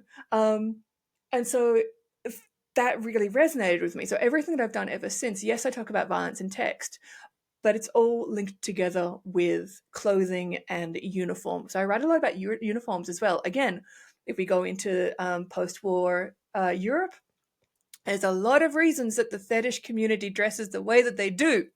There's also a lot of reason that fascists always look so damn good. America. I knew you were gonna say that. I knew it was coming. So your life whether that be your interest in the Japanese literature and its themes around women and dress and behavior, as well as your life in terms of cosplay and the way it made you feel dressing up and the spaces that it puts you in. They're all kind of entangled and linked together into the bigger picture of your life, in a Yeah, so sense. so everything is. I'm committed to using because I'm not a sports person. Oh, Hilarious. same. Who could have thought? So I'm really committed to using like sewing analogies in the way that people would use like you know a baseball He analogies, like really hitting it hit out of the that park. ball and it Yeah, went through the goalpost yeah. and It's he like took it to the, yeah. they sewed until the bobbin thread ran out. Oh, that's better. Fit it in one go. That is a corset that is fitting like a glove. I'm really committed to those kind of metaphors, and it works really well for the work that I do because everything comes back to costuming and textiles. So, which I also like because I'm a literature scholar and I like puns and I work in Japanese, and 35% of Japanese is puns. So, the fact that I'm a literary scholar who works in textiles, it's just Ah, beautiful. ha It's ha beautiful. ha ha ha. Very good. No, it makes sense. There's just a lot there, and I think that, like, honestly, if you all are interested in learning more about the work that Emerald's done, you can go to her website. All of the It's literally a robust resource library, I would call it. There is so much information on there. It is not just like, oh, here's a press kit. It's built out, bitch. So I recommend going and even just looking at it. I know reading academic papers, sorry to tell you this, Emerald, but it can be a little No, boring. some of them are really um badly written. And there's a yeah. like cosplay studies, I would say, is still emerging. There is some really great stuff coming out. Oh lordy, there is some very bad takes that somebody has had the audacity to publish and be, I am an authority and know all about the things, um, when in fact they do not. Who how That's never happened before. Never But happened, no, but even no. if you don't end up reading the full like reading everything in full detail, definitely go look at it because her website has so much information. The articles, the history, the timeline of your cosplay. I know it only goes through 2017. You should work on updating that, I think.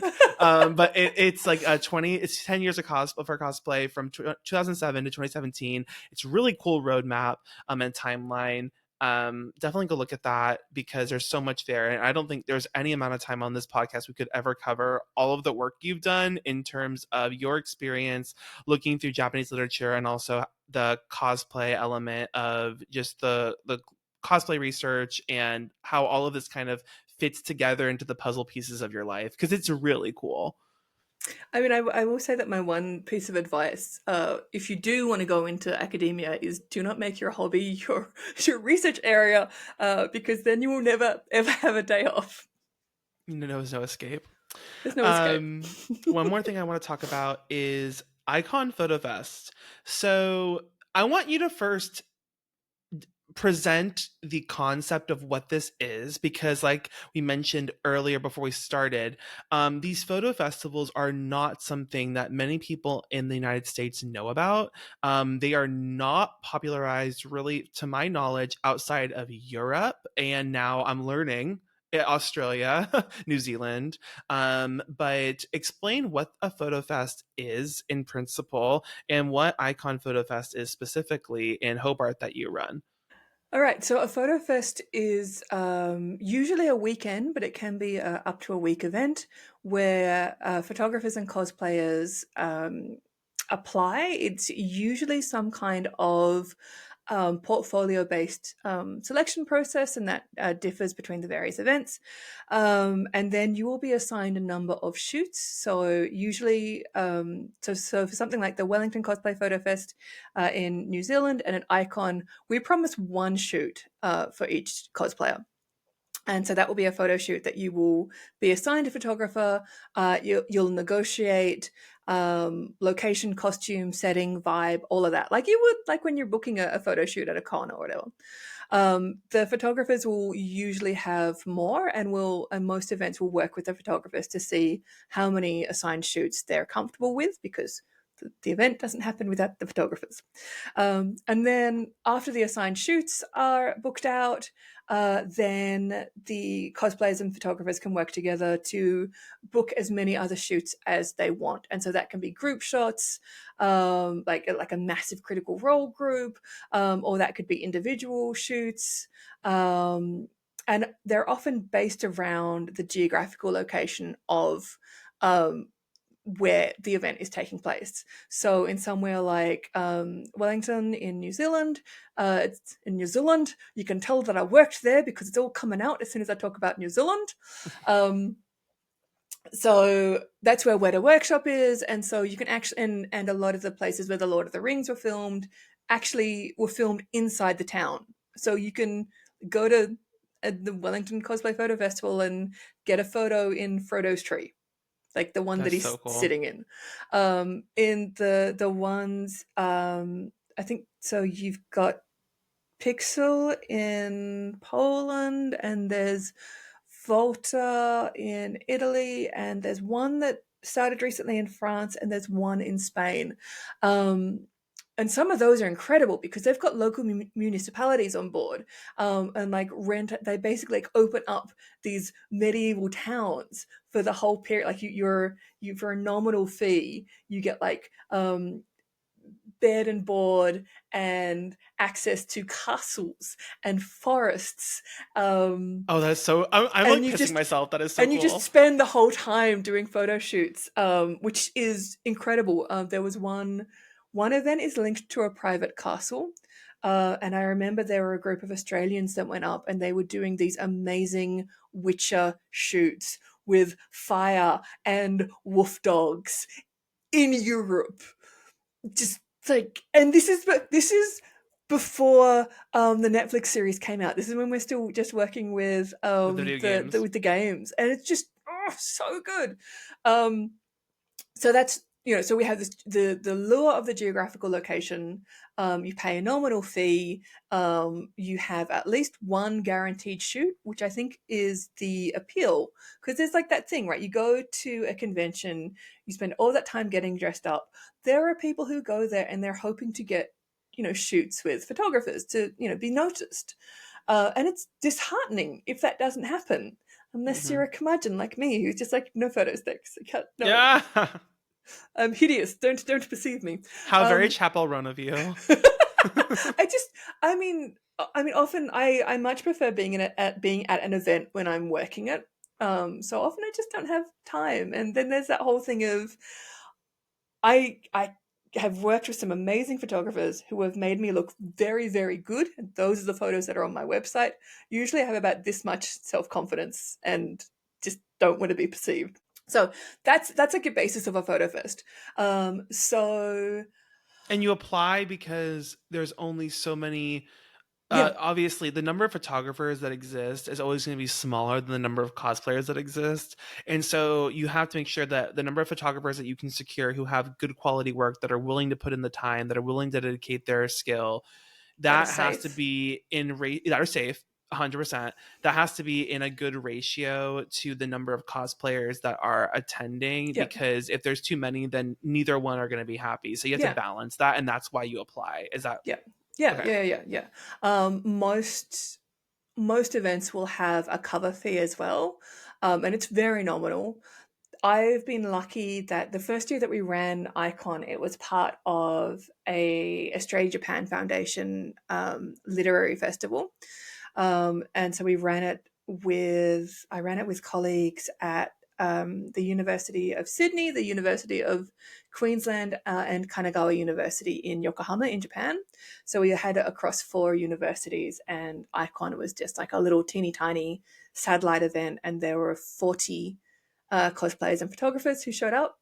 People even came over from New Zealand for that one, which I'm just still blown away by. And they were like, "This is really fun. We'll see you next year." And I'm like, "What?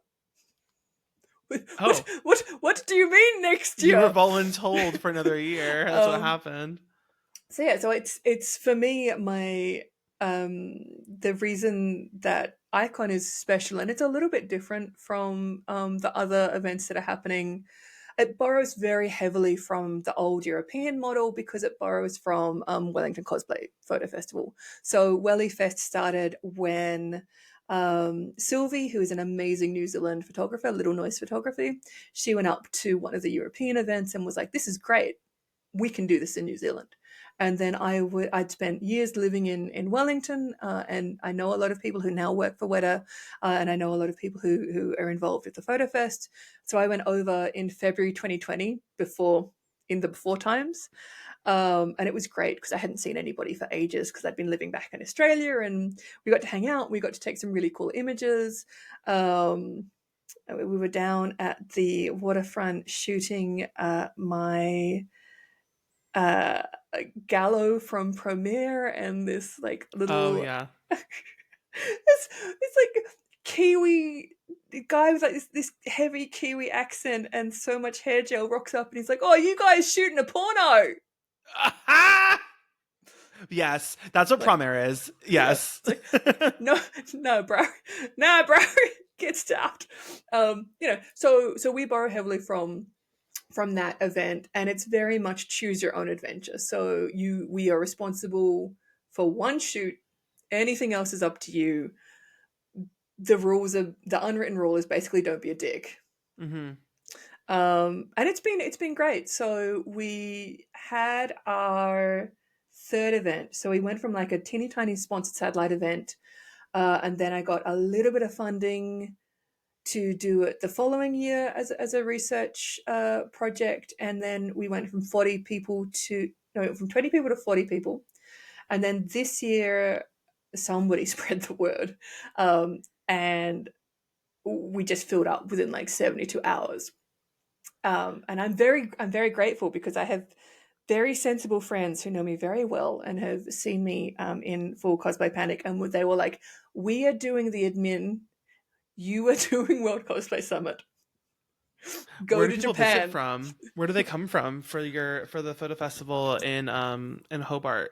In Hobart. So we are actually, and I did the stats for this because I put them towards trying to secure funding, research funding, very important.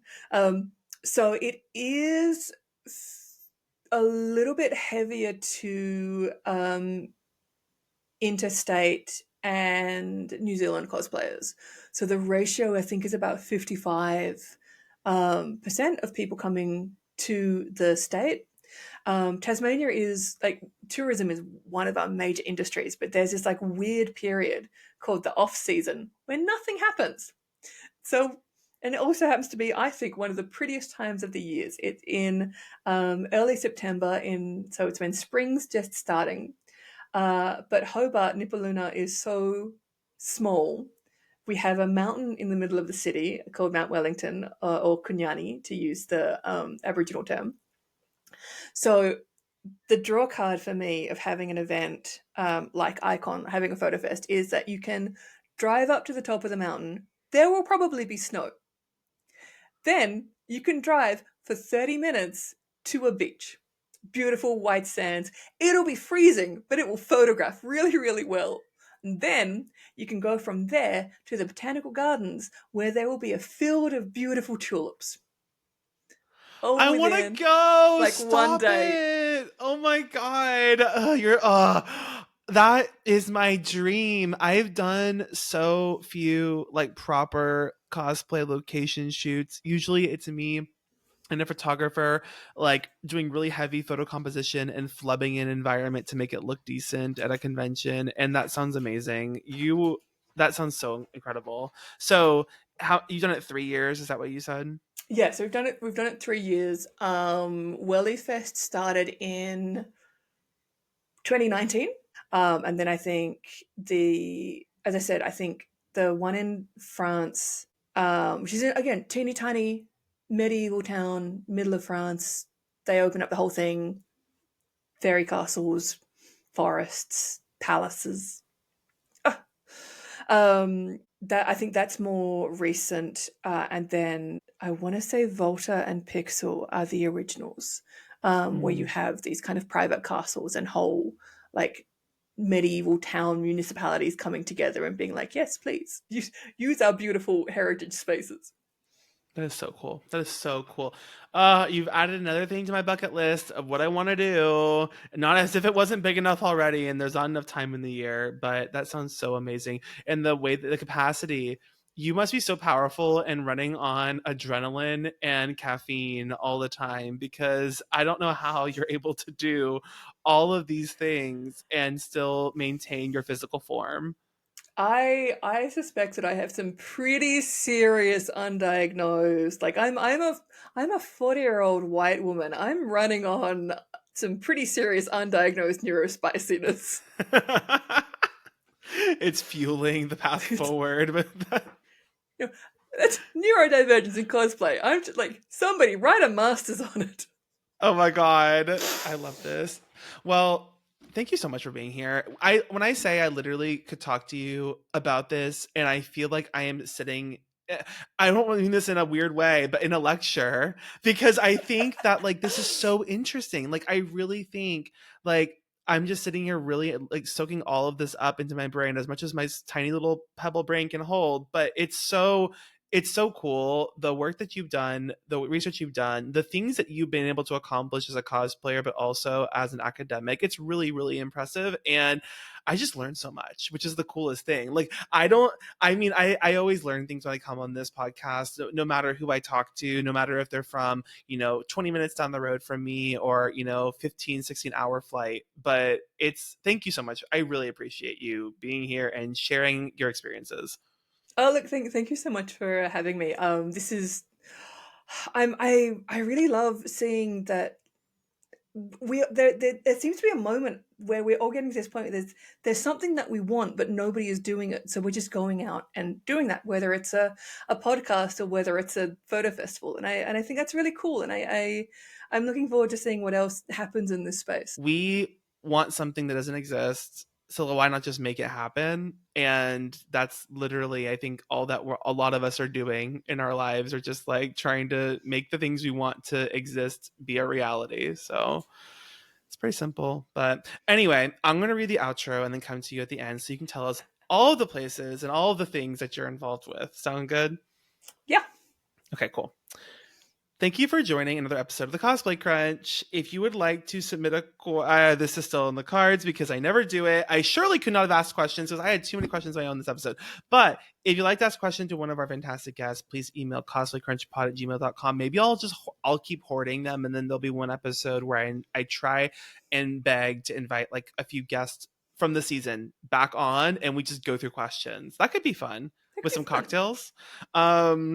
Please rate us on your podcasting app of choice as it helps the show grow and gets recommended to new people. You can follow us on Instagram at Cosplay Crunch Podcast for latest news and announcements, and at YouTube at the Cosplay Crunch Podcast for the visual aspect. You can see all of Emerald's books and trophies and a giant placard.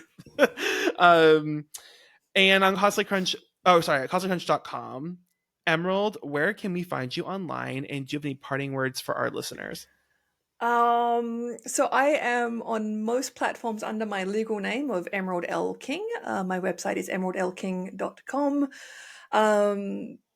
If you use my Gmail address, make sure that you put the L King in there because I think, I don't know who has the Emerald King at Gmail address. I'm sorry for the years of job offers and cosplay spam and Lord knows what else that's been put in that inbox. That's for me, but I've never seen.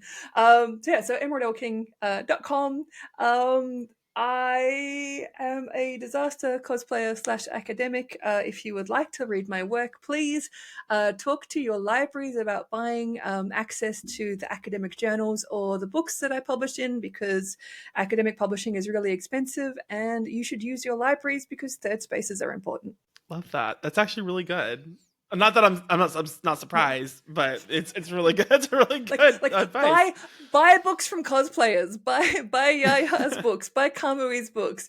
Buy people who actually get royalties. But academics, we don't get royalties. So get your libraries to buy them because things are expensive. See, the problem here, Emerald, is you're assuming that cosplayers are literate, and I don't know. That's a pretty bold assumption to make. Get the audiobook, but not from Audible. Bezos doesn't need another cock rocket. Very that. On that note, I think we're gonna wrap it.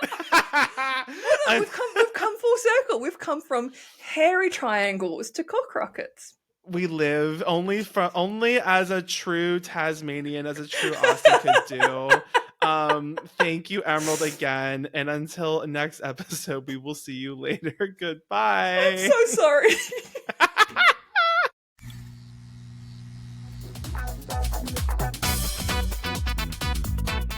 The Cosplay Crunch podcast is hosted by Savage Cosplay, with post-production also by Savage Cosplay.